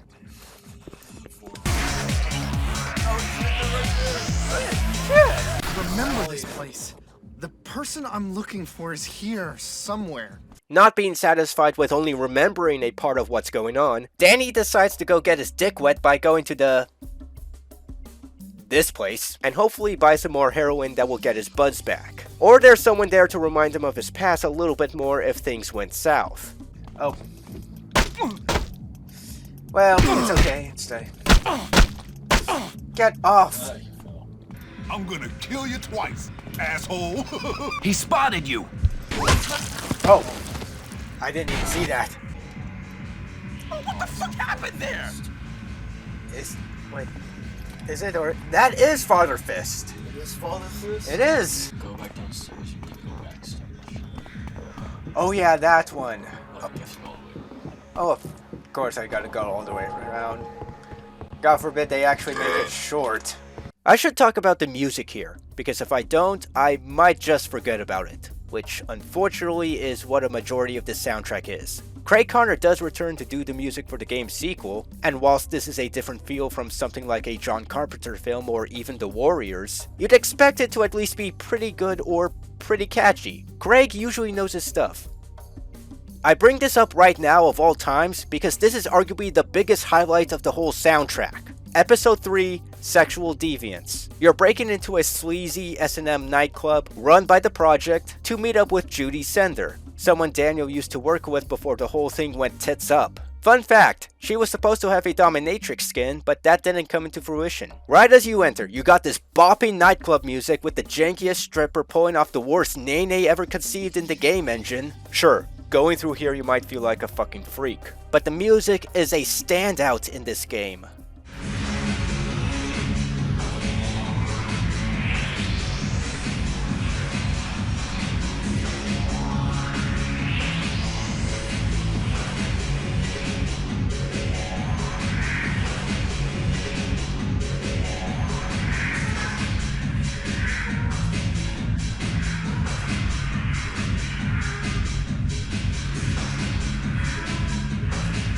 And it just continues on downstairs into the dungeon, where you'll see some of the most deranged and obscene displays of what is possibly torture porn, coupled with an even more psychotic track that complements this fucked up circus.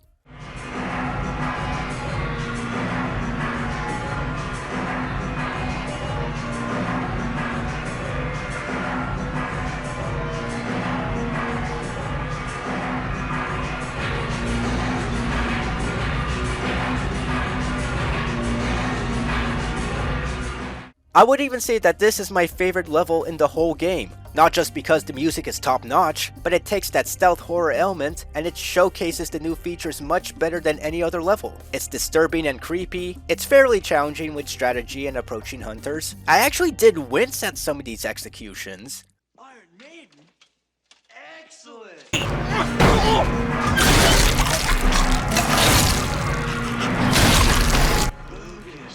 And I do wish the game had more of this, but that's it.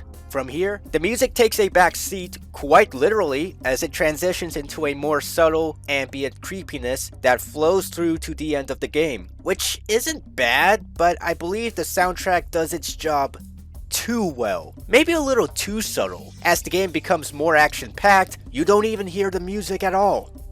I don't know, the music just blew its load too early and now it's got impotence. Kill him! What the Oh, he's noticing the dead body. Oh. Yo!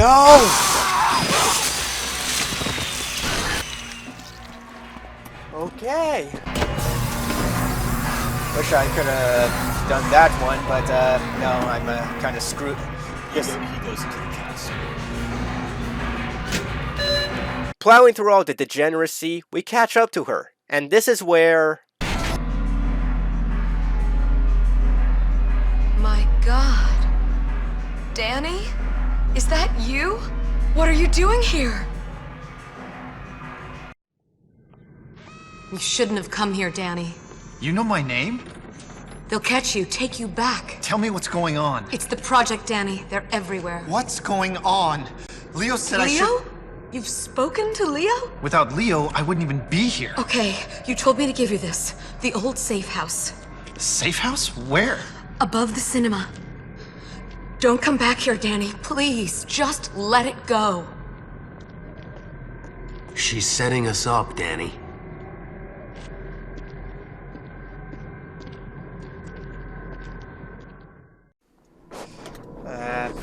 That's whatever. Notice anything yet? It's getting, well, it's all... the story. It's, getting there. Yeah. Yeah. Something about Leo. Mayhaps. Oh. Okay, Mr. Really gotta Commando, think you see this for place? feeding my ass and I end up eating it all. Watch out for those security lights, Danny. Any quick movement snaps them on. Fuck those things. Homeless guy. God damn it. Boys, can't even cut a piece of meat anymore. Old nerves just ain't working like they used to. No, not interested. For real. Shit. Oh shit. Shadow. You lost, buddy? Ooh, bitch. We'll show you the way home. Bitch. Homeless man, help me. Help me.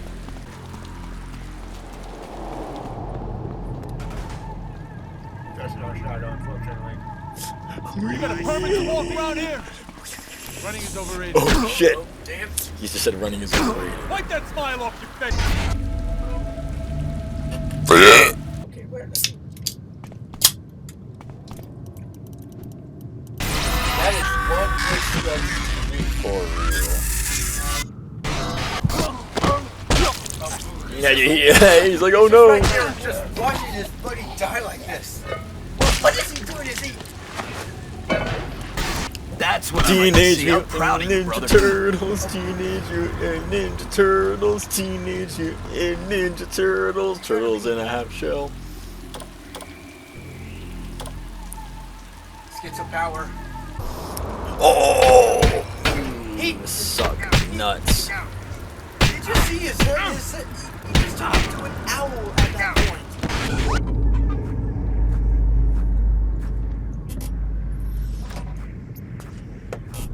This must be the safe house. What a shithole. See, you're at the safe house. Safe house? All these clippings, photos of me. I put these here to make me remember. But why? That's me and Michael. Oh my god, Michael. Oh my god, Mike. Dude, I only did that in 10 minutes. That's kind of crazy. I'm sorry, Danny, but it's gotta be this way. The Pickman Bridge. Remove it. Get it out of my head so I can think straight. If you thought I would do that, you're out of your fucking mind.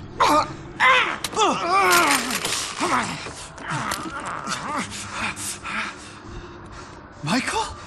Where are we? All units into position. Terminate both targets. Repeat, both targets. What? Not both targets, not me, you fucking assholes! They're gonna be here any minute. Mike's still got the keys.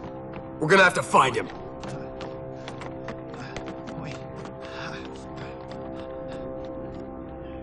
Let's talk about the shooting. A lot of people aren't fans of the shooting in both games, because again, it's a stealth horror game. It kinda defeats the purpose when you're going around, shotgun raining everyone in the vicinity with absolute impunity. Kinda kills all that built up tension and suspense. You know how I said I was selective of the shooting in the first game? Like how I can enjoy it in some places and then hate it in others? Here, it's less so for me. The shooting feels numb. It feels like it got stung by a bunch of wasps. I don't know what the fuck happened. The first game had smoother aiming and gunplay that was fine. It wasn't great, but it functioned decently. Here, aiming is stiff and tank-like. Taking cover feels unnatural, and a lot of gunfights in this game is an awkward exchange of bullets, as you're scrambling to reload before anyone gets you. The headshot system is pretty cool, and actually really useful, because I don't want to waste any more bullets in a section that I don't like that much. Some people like the shooting here compared to the first game.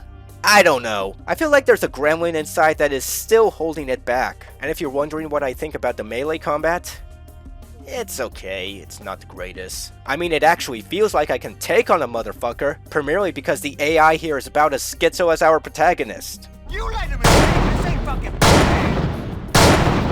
Bloodhounds, over here! Get off your asses and help me here! Surprisingly, this feels a lot longer than I expected. The missions are a lot longer. But you said it was a fairly short game? Yeah, the game is shorter. But the game's shorter, but the missions are longer. This is the most scuffed shootout.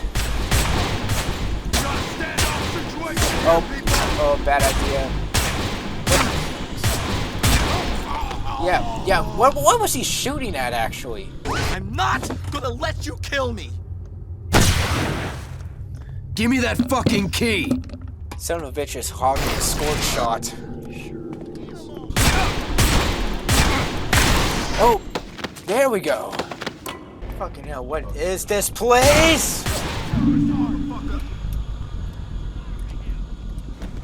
No, don't! Oh my, I am a dumb ass! If the project wants a war, they got one. Oh goddamn, you got new drip. Oh yeah. You still look plain as shit though.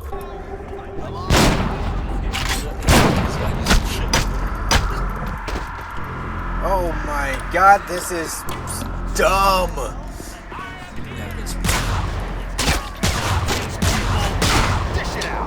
Oh my, holy shit, where am I going? Okay. What's this now, eh? Bro, what are you watching? Oh no, what yeah, I'm watching Crash. Wait, I think ew! A hoe in one. Heidi Ho. That's nice. You gonna get one of them? Yeah.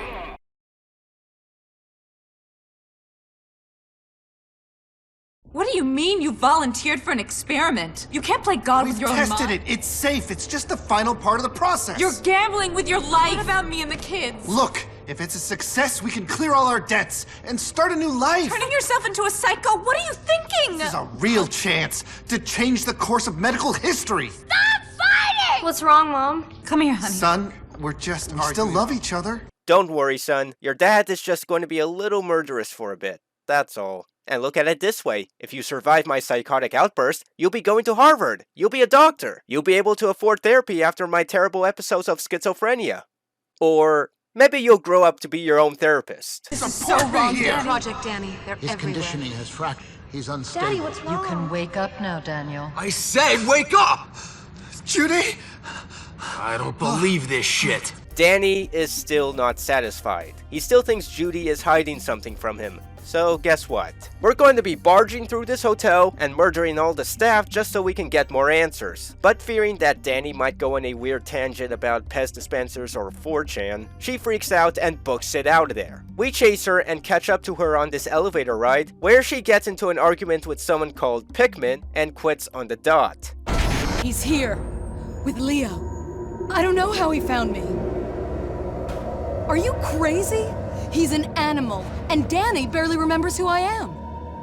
Don't threaten me, Pikmin. I won't do this anymore. I quit.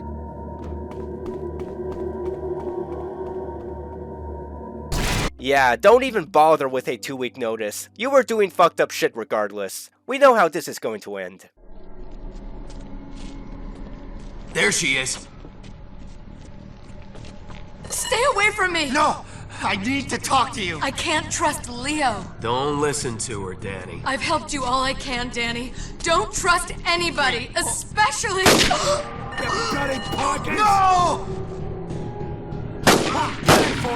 It's the project! Move! No! It's okay. No! It's okay, I've got you. Come on. In fact, throughout this game, we keep getting hints to someone called Pikmin, who sounds like someone who's been responsible for all these things happening. Oh, fuck it. Pikmin only wants the head. The Pikmin bridge. Remove it. Get it out of my head so I can think straight. Ah, fuck, it's another shooting gallery. Hey, it turns out when you're an escaped convict, there's going to be an APB on your ass for painting the town a little more redder than what the cops would usually do. Making your way through the sewers and shooting more people, god damn it! The edibles really start to fuck with Danny, and we get another flashback to the time Leo tried to wipe both their records by setting them on fire. Alright, gameplay-wise, this level is fine. Logistically, this place doesn't really make much sense. So, a big, ominous organization that has the ability to rally up helicopters, armed guards, and has the power to keep their whole operation and documentation in strong secrecy are going to be dumping all their eggs into one basket? Not even surrounded by cops, but fucking Fiverr cops? Might as well leave the door open so I can do more shooting. Get the fuck out of here. Umbrella Corp, this fucking ain't.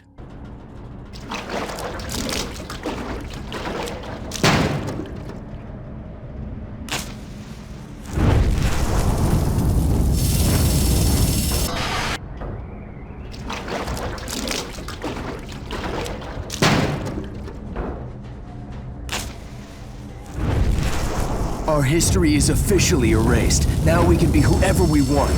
There's just one more person to take care of. After that, freedom. Say Leo, you've been acting pretty suspicious. Kinda funny you're hellbent on leaving the past behind whilst Daniel just wants answers. Is there something you're not telling us? What you hiding from me? Ah, Leo, I can tell you're definitely not going to betray me down the line. It's all right. I'll take care of everything. Come on, let's get going. Hello? Where is that idiot of a man? That's him. That's Pikmin. Pikmin? To be expected. He was the very best. Are you ready, in case? 2 squads of our finest agents are waiting to say hello. I'm not sure if you've heard or seen, but he's already turned some of your finest men into hamburger meat. Passing through the lab, we hear some conversations coming from the scientist. Well, they think Lamb will turn up here, so they're a little jumpy. Because of Lamb? I heard he had a breakdown, but was he dangerous? Did you know him? No, before my time. And it doesn't pay to ask questions around here. Keep this to yourself. The Subject A is far too dominant. If we take the bridge out now, the latent personality will be lost forever. I know, you fool. I invented it. But these results are not nearly good enough. Shut it down. The results have been the same since Dr. Lamb. Don't dare speak that name to me. I am in control, and we will prevail. And all I have to say to these people is watch Outbreak and then get back to me. Pikmin sees us, we chase him, we do more shooting. All of this accumulating to the best cutscene there ever was in this series.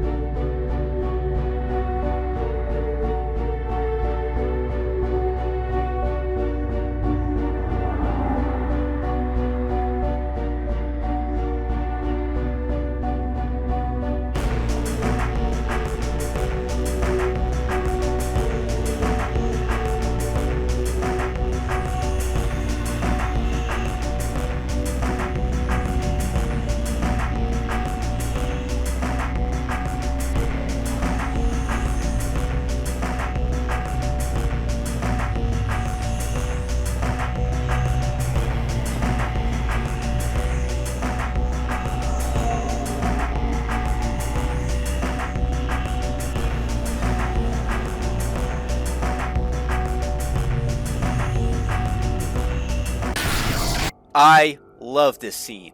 This here tells you everything that you need to know about Manhunt 2. It's a psychological horror that wears the influence of MKUltra on its sleeve. An illegal top-secret experiment done by the CIA from the 50s to the early 70s as a countermeasure to the fear of US POWs being mind-controlled by communists, and was often tested in hospitals and federal prisons by injecting their patients with drugs, brainwashing, psychological torture, basically whatever means of abuse that they got on their minds. And here, the project are conditioning their subjects to associate trust, duty, and love with fear, hate, and Leo. I don't really need conditioning to associate trust, duty, and love with Leo. The internet has beaten me to it. Through this, they can drown whatever conscience or sensibility the patient has and turn them into some kind of killing machine that can't be bargained with, that can't be reasoned with, that doesn't feel pity or remorse or fear, and it absolutely will not stop.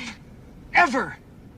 Until you are dead. And later on, we discover it's also in the form of a TV program, which just adds more to the fucked up side of things, when you realize it's been widespread and normal people have been watching this shit. But then we were interrupted by some of Dr. Pickman's slam poetry, delivering a bar so bad it knocks Danny unconscious. After dropping a verse that bad, damn right we're gonna go after him. Shoot out the speakers and sedate Pickman with a tranquilizer. Good work, Danny. I'll take it from here. You can be a little squeamish. Leo, did you forget what game I'm playing? It's a manhunt. I want you to remove the Pickman Bridge. Think, Leo. If I take it out, what do you think will happen to you? I'll be free. No, you'll be dead. Now let me speak to Daniel. Is it bad when I see a scientist, I can't help but hear Kleiner's voice in my head from Half-Life? Fellow citizens, residents of City 17 and environs. Who knows, maybe when the project goes under, he'll probably stir up some shit at Black Mesa and still fuck up horribly. What seest thou else in the dark, backward and abysm of time?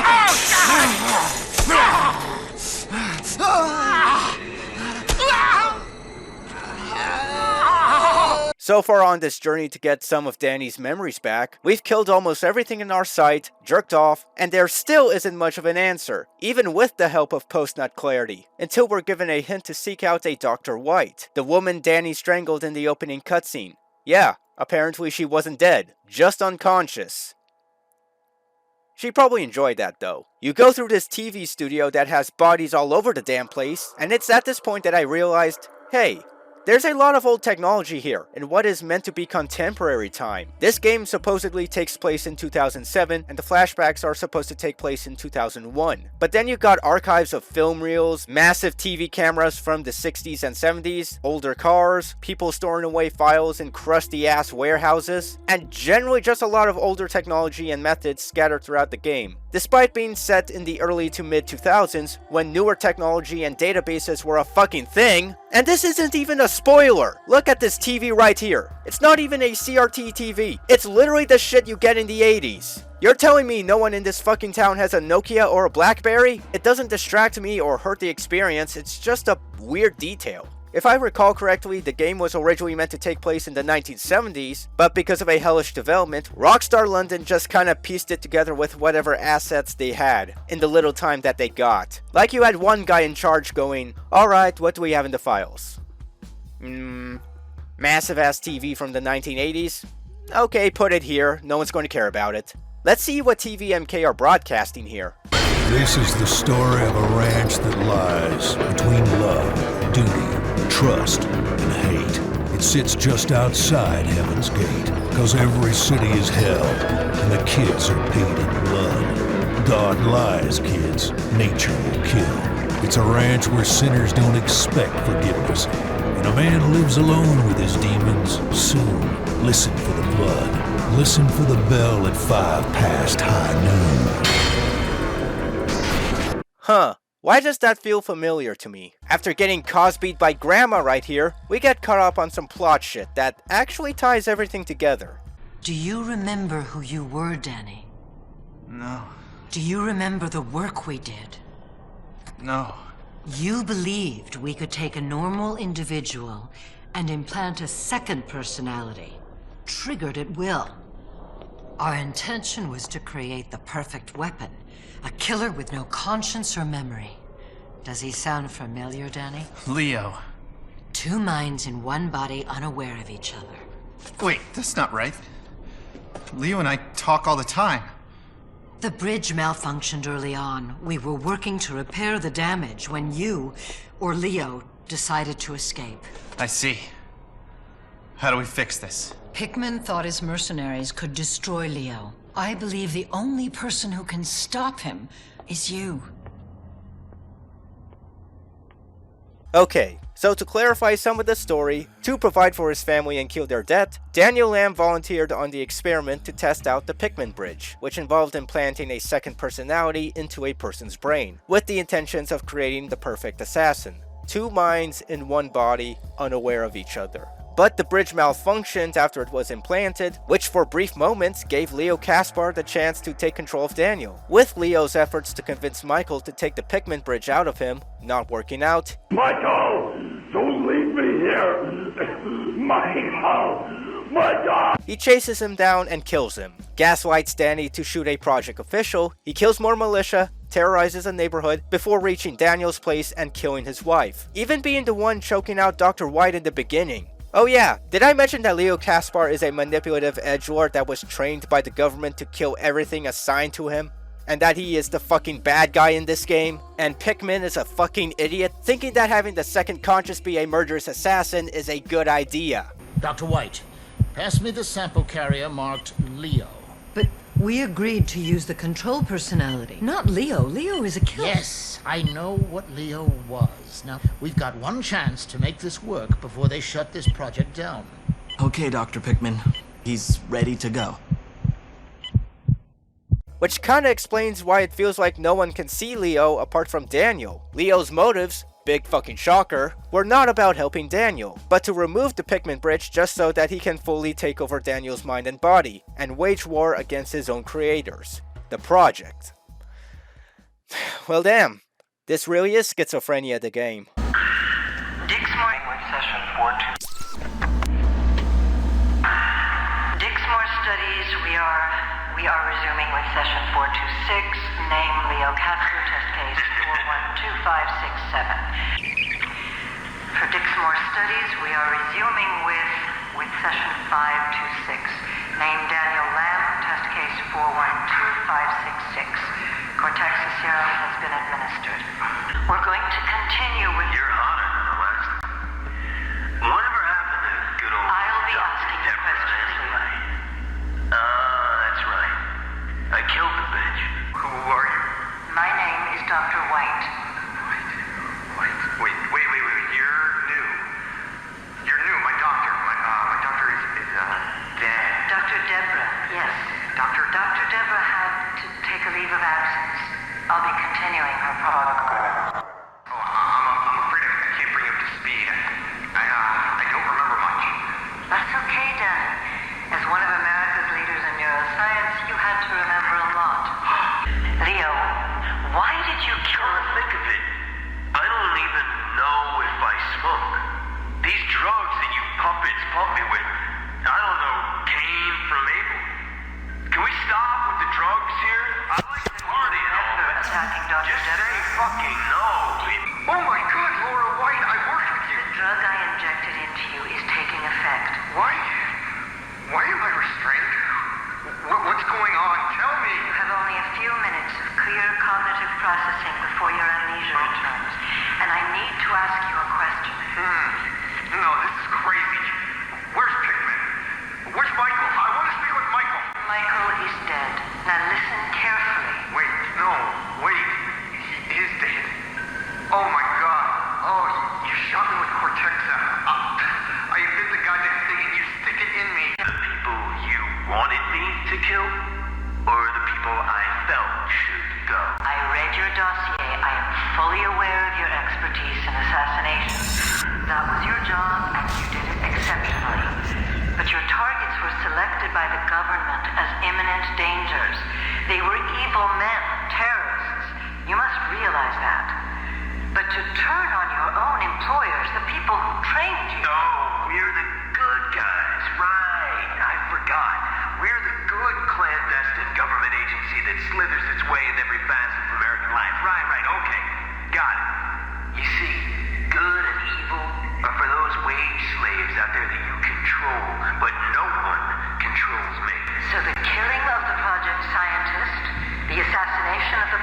official at the plaza, the burning of the files, these were acts of vengeful spite. But Leo, why on earth would you kill... Don't you say one more fucking word. Dr. Deborah finished that question. She wasn't alive to hear the answer. Look at me like that one more time, and I rip your face off, bitch. What do you remember about Michael's death? It was a setup. I thought he was my friend, but he betrayed us. The project was gonna kill us. Danny, you were a top scientist for the project. Why would they... I feel fucking pathetic. These drugs dull my senses. These fucking chains hurt like hell. These fucking walls are all I ever see. I need to be free. Leo, why... Dogs bark, babe. Snakes crawl. Leo kills. This is a surprise to you? You fuckers created me. My head is filled with combat training, ways of escape, stealth. My whole life was dedicated to the project. I thought I was appreciated. I thought I was doing the right thing, but it all funnels down to defense stuff and weapons. Defending America from God knows fucking what. I was creating killing machines. My family deteriorated before my very eyes. Please, take a deep breath. For what? Your fucking job. I'm sorry. I just want to see my family again. What can you tell me about your life before the training? I don't have much time for the past. Well, is there any memory you can share? A first kiss? A special vacation? The only thing that matters is the future. The future is where I'm on the outside. The future is where I don't have to take orders from anyone. How does Daniel Lamb fit into your future, Leo? Danny is the only one in here that got fucked harder than me. I showed him that he doesn't have to be scared, that he can be a man. I'm here whenever he needs me. Okay. He needs you, or do you need him? I think we've come to the end of our little session, babe. I don't believe we have. I'm afraid there are some memories the drug cannot bring back. What do you mean? What am I forgetting? Please, I want to know. Tell me. Please. Lindsay, I beg you. Lord, no. Oh my God, no. I'm forgetting your name. Please. Inject me with more Cortexa. I need to remember. Please. We will, Danny. We will. Next week. I'm sorry. No, now. Just. Or did they just tell you they were reinforced? Because I feel they didn't. Stop it, Leo. Sit down. You better call them right now. Because I see another fucking dead doctor in my future. Get back! Get back! Security! Security! Open the door! I'll show you, fucker! I'm so sick of forgetting. We will help you, Daniel. I will help you, no matter what. Help me with what? Where am I? You're in a safe place, Daniel. A place where we can help you. Thank you. My name is Dr. White. This is a lot more hefty and a bit complicated than Manhunt 1, which is why this section is taking a bit longer than what I anticipated. I can't do this. I can't just dump Leo, Dr. White. He saved my life. Your only way out of this is to focus on the past. I still don't understand. What is all this stuff? Is this my house? Yes, it was torched. Pickman's orders. And those were my kids? Yes, and they are fine, by the way. And my wife? What? This is going to be painful, Danny, but I think you should see for yourself. This will help you understand why you must let go of Leo. Jesus, Danny, you're scaring me! Danny! Let go of me, Danny! Danny isn't here. I'll be taking care of him from now on. Gosh, you fucking bitch! You bitch!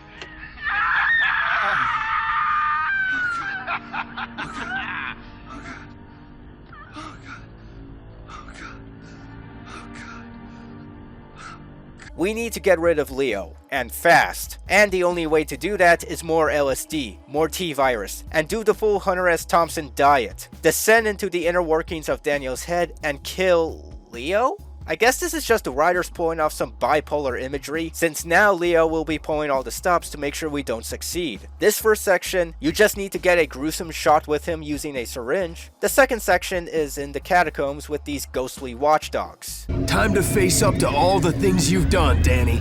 Remember these guys? You killed them all, Danny. Am I supposed to feel bad for them? Because I don't.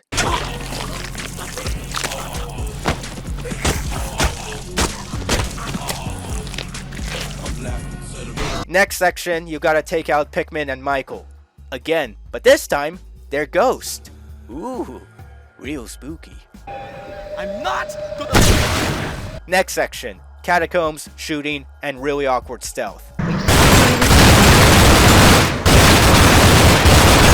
Okay, to kinda round off my grievances, the AI in this game is fucking scrambled. The first game was praised for having some intelligent NPCs that followed a pattern and were consistent, making them easy to understand and execute. Not so much in the sequel. Here, they are all over the place. Shooting like mad, weird pathing, getting stuck, twitching all over the place like everyone in Cottonmouth is on a combo of coffee and Quaaludes, and it makes performing and execution more of a hassle than what it needs to be.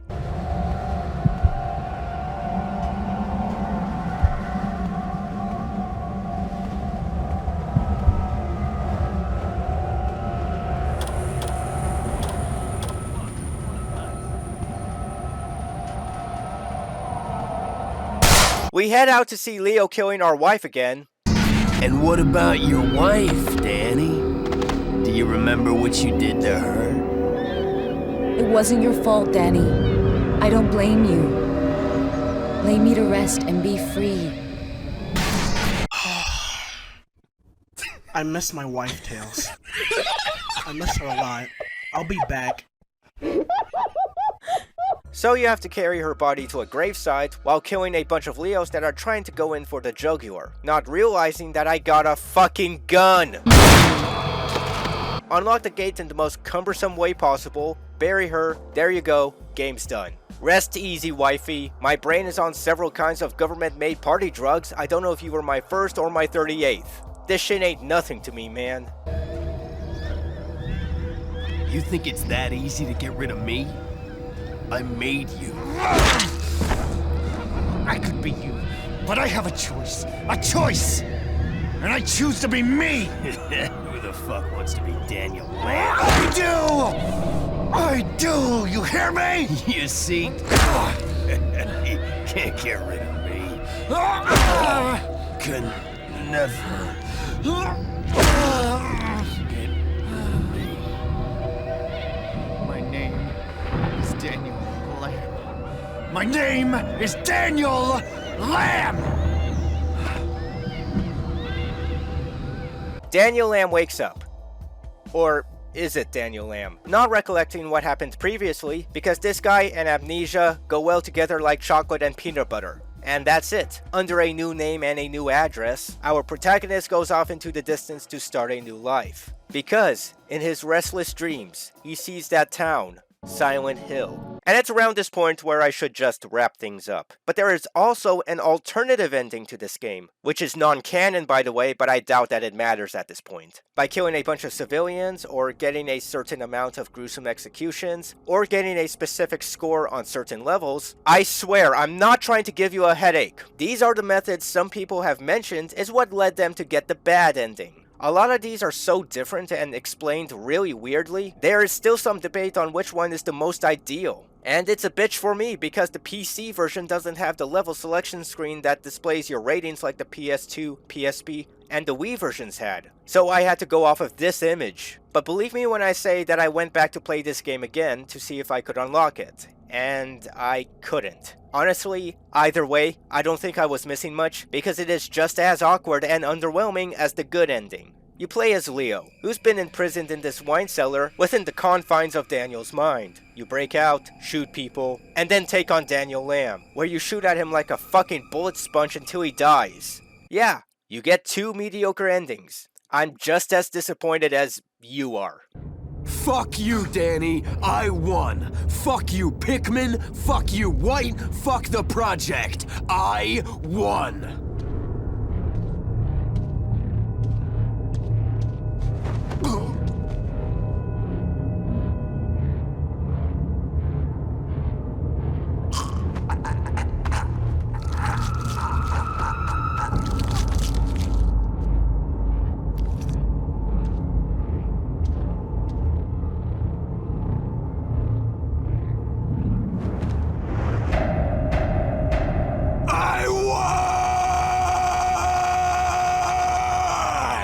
That's it. The Pikmin bridge is gone. Daniel is gone. And Leo is in full control.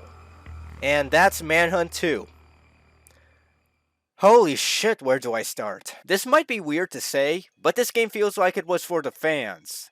And I mean that in a good way. Fucking obviously. This was riding off of the coattails of a controversial yet intriguing game that charmed many a brooding gamers, and they were asking for more. More locations, more hunters, more dynamic movement and design, more creative ways to kill a motherfucker, and who could blame them? The first game had loads of untapped potential, and Manhunt 2 was to capitalize on that.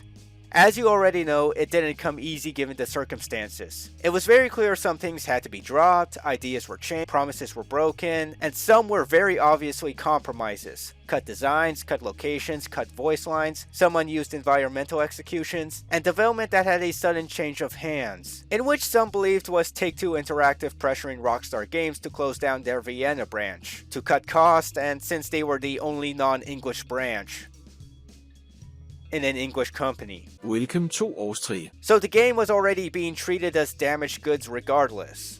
Which, yeah, my description may be flawed, but I can still see that. You wonder why I treat Take-Two like it's the fucking Antichrist? Read, nigga! Read! And if feeling the pressure of development hell wasn't already too much, it's a Rockstar game with loads of violence. So of course loads of out-of-touch prudes are going to capitalize on the moment, asking for some half-assed, scorched earth tactics, just so like 3 types of people can sleep peacefully. The fluoride junkies, racist people, and why the fuck are you not in a retirement home yet? What everybody expected was the first game, but with a little more to it, and we kinda did get that in the end. At the same time, what we also got feels like a paradox, an anomaly, a game that was never meant to be, nor did it reach the heights many people expected. With some of their efforts at adding new content being hit and miss at some points. Some environmental kills are great to watch and are satisfying to pull off, but I don't see much incentive to do them, apart from some cool shots for your YouTube shorts. This includes gun executions, which function the same way as melee executions. Again, they're cool, but a bit redundant since it's a fucking gun! Put a silencer on that shit, everyone's gonna hear that. The shooting mechanics have been diagnosed with Parkinson's, and it's barely saved by the headshot system. The cutscenes are a bit jank, the soundtrack, apart from the sexual deviance bit, is mostly forgettable, the default settings are a bit weird, and it's only because my best friend Stinky pointed out that the mouse whipping bullshit was a default option. The strange choice of having the overall design of the game being centered around one handheld console, and the villain is honestly pretty obvious. Lysandaroth, you are behind all this? Yes, it was I. My machinations lay undetected for years, for I'm a master of deception. As I mentioned before, the overall skeleton of the game is the same as the first one, but it feels like they also left some parts of it undercooked. The AI are about as schizophrenic as our main characters, the animations are hilariously awkward, but charming. Danny. Crank that, soldier boy. Soldier boy, tell. But this game also fell into the same pitfall as the first game, as in the latter half it also trades its horror license for a gun license. Again! The horror is constantly overshadowed because a lot of the levels are designed to be a turkey shoot, discouraging you to be stealthy by giving you more guns, and in turn, kill the suspense and build up dread. Like, for fuck's sake, this is a psychological horror game! I want to feel uncomfortable, I want to feel disturbed while playing it. From the world to the characters to the dialogue. I do not want to play carnival games! All of this joining together to create a lack of replayability and one of the biggest what could have been in gaming. And sure, this sounds like I'm just bitching over a game that was butchered to hell for the sake of it. But really, it's not the worst game ever. Far from it. It's not great, but the merit this game has does shine through. It has some level of appeal that does draw me in, and despite my constant desire to bitch and moan about the faults, I admit, this game is a guilty pleasure for me, as I want to root for this game for the injustice it faced, but I also cannot deny it has a lot of holes in it. I would even say the reason why I and many others are critical of Manhunt 2 is because we still see the potentially good game it was meant to be, but it doesn't devalue the things that it got right. The characters are way more compelling, the voice acting is really solid, the tone is exactly what you expect, the variety of weapons is a nice welcome, the gore is simply delicious, the sound design is spot on, there is a lot of detail shown throughout, it's fairly short, only having 15 missions to the first game's 20, the MK Ultra plot is really interesting and fits in with the psychological horror feel, and even if it wasn't going to work out, it's still kinda admirable Rockstar made a sequel anyways. I'm glad they tried their best to commit to the bit. I'm glad they committed to Manhunt at all. This niche but intense franchise that dared to dive deeply into some disturbing and extreme practices that the human psyche can descend into when aiming for progress or even simple satisfaction. It's a kind of fucked up nature that lies within anyone if they're pushed too far, resulting in a grounded, familiar, and unsettling kind of horror, and it's fucking brilliant. While one does its job better than the other, both of them offer a tense and unique kind of experience that you'd seldom find anywhere else. And even though both games didn't sell well, I understand the appeal behind it, because my god this shit can be creepy. And to this day, the series is still getting love and support from a small yet loyal following, holding out for some kind of successor. The problem is now, the games are not that accessible. Physical copies will leave you bleeding, not counting everything else in between, which means a lot of times you're going to be relying on the PC to play these games. That is if they're not banned in your country, but since when has that stopped anybody? Sure, Manhunt 1 has a Steam release, but it's also broken as shit, and again, you can't progress the tutorial level without downloading a fix. A fix that was in the making for a few years. People had to endure figuring this shit out. As for Manhunt 2, it's even harder, since the game is practically abandonware. You can go for the PC version or set up an emulator to have a go at either the PlayStation or Wii variants. If you're sticking to play vanilla, you're not going to get something complete. From what I've heard, the Razor Moon mod for Manhunt 2 claims to offer a more definitive experience.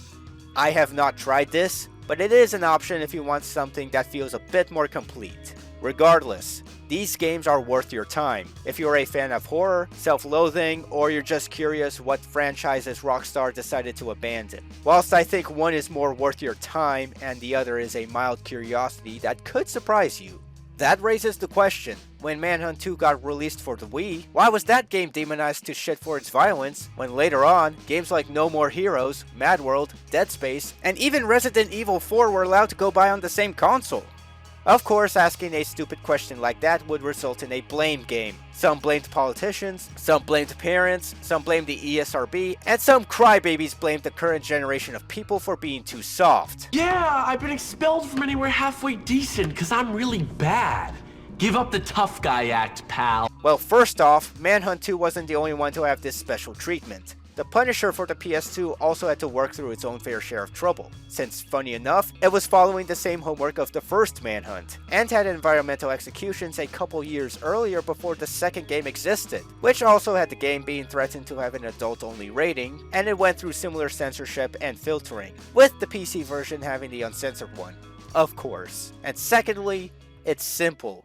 Because Rockstar is an easy target. For a while, Rockstar games were a household name for realistic and violent video games at the time. The kind of contraband that kids or teenagers would sneak by their parents in order to catch up on the trendy, cool, and adult shit they weren't allowed to see or try. I mean, these games were kinda already whispering to these kids' ears saying, hey, your parents are gonna freak out and ground your ass if you get caught, but we know you're gonna have a fun time regardless. And because of this, Rockstar was treated like the boogeyman, the red-eyed shadow monster that hid under your parents' beds, keeping them awake at night. They've been like this since 1997 with GTA 1, and throughout the 2000s when they were pushing the envelope with what they could do with video games, they tested the ratings, they tested their detractors, they even tested themselves. And what came out of it were some of the best video games to grace the public, and a shifting attitude on how we look at violent video games. It's been 23 years since Manhunt first came out, and 19 years for its sequel. A lot of shit can happen in that time.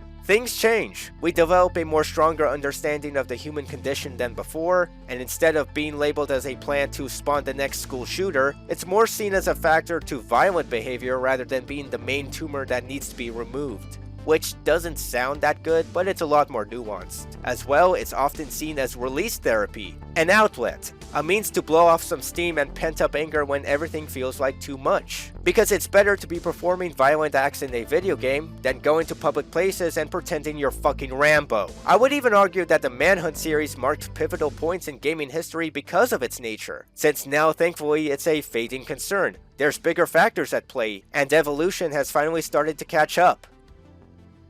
Ish. I don't like using the word never. I don't like how other people use it, and sometimes I don't like hearing about it either, because it's treated as concrete or absolute in a life full of unpredictability. It's a word that often gets abused by YouTubers to lure you into an alley and inject you with their trash for their predatory gains. It's a word that would invite someone to recklessly challenge that sense of naive certainty. Whilst Take-Two are not interested in fucking anything, and I'm confident we may not get a Manhunt 3 for a long time, if at all, I still do encourage Rockstar to actually do a Manhunt 3, since there is some interest in it, even if it's to add more variety to their oversaturated library. I've seen fans create their own headcanons for this, from one tackling the dark web to one having a female protagonist. Are they gonna call it Witch Hunt or something? It just makes me think of I Spit on Your Grave, the video game. Really, our best bet at a third game is indie devs. People that are passionate about a game or franchise that they love and wanting to pay tribute to it, without being too direct on what they are referencing. Maybe something that ran on similar mechanics like the stealth, lock-on, and execution system, and yet still be original in its own way, whether that's characters, music, aesthetic. The same way how Trepang 2 was treated as some kind of spiritual successor to the Fear series. Another game that I should get to someday amongst my growing list of other shit. Now, of course, I'm not going to be expecting something like that to come out the next day. Obviously, it's going to take time, talent, resources, food, sleep, and the grind isn't going to be so kind. I'm not going to be in any rush or any concern about it, but I, like many others, am holding out for that someday fan game, because that's how good the Manhunt series is. I'll be pouring one out for Father Fist on this one. But if you're among those who've given up, blocked your ears, scoffed at my video, and are just stuck in this lane of ignorance, willing to die on this outdated hill of violent video games being the main culprit of all problems, allow me to give you 2 tips to save yourself from becoming the next village idiot, so you don't get dipshits like me coming out of the woodwork to destroy your petty arguments and crippling mental state with a virtual sledgehammer. Step 1, know your fucking targets, okay? And step 2, have some fucking taste!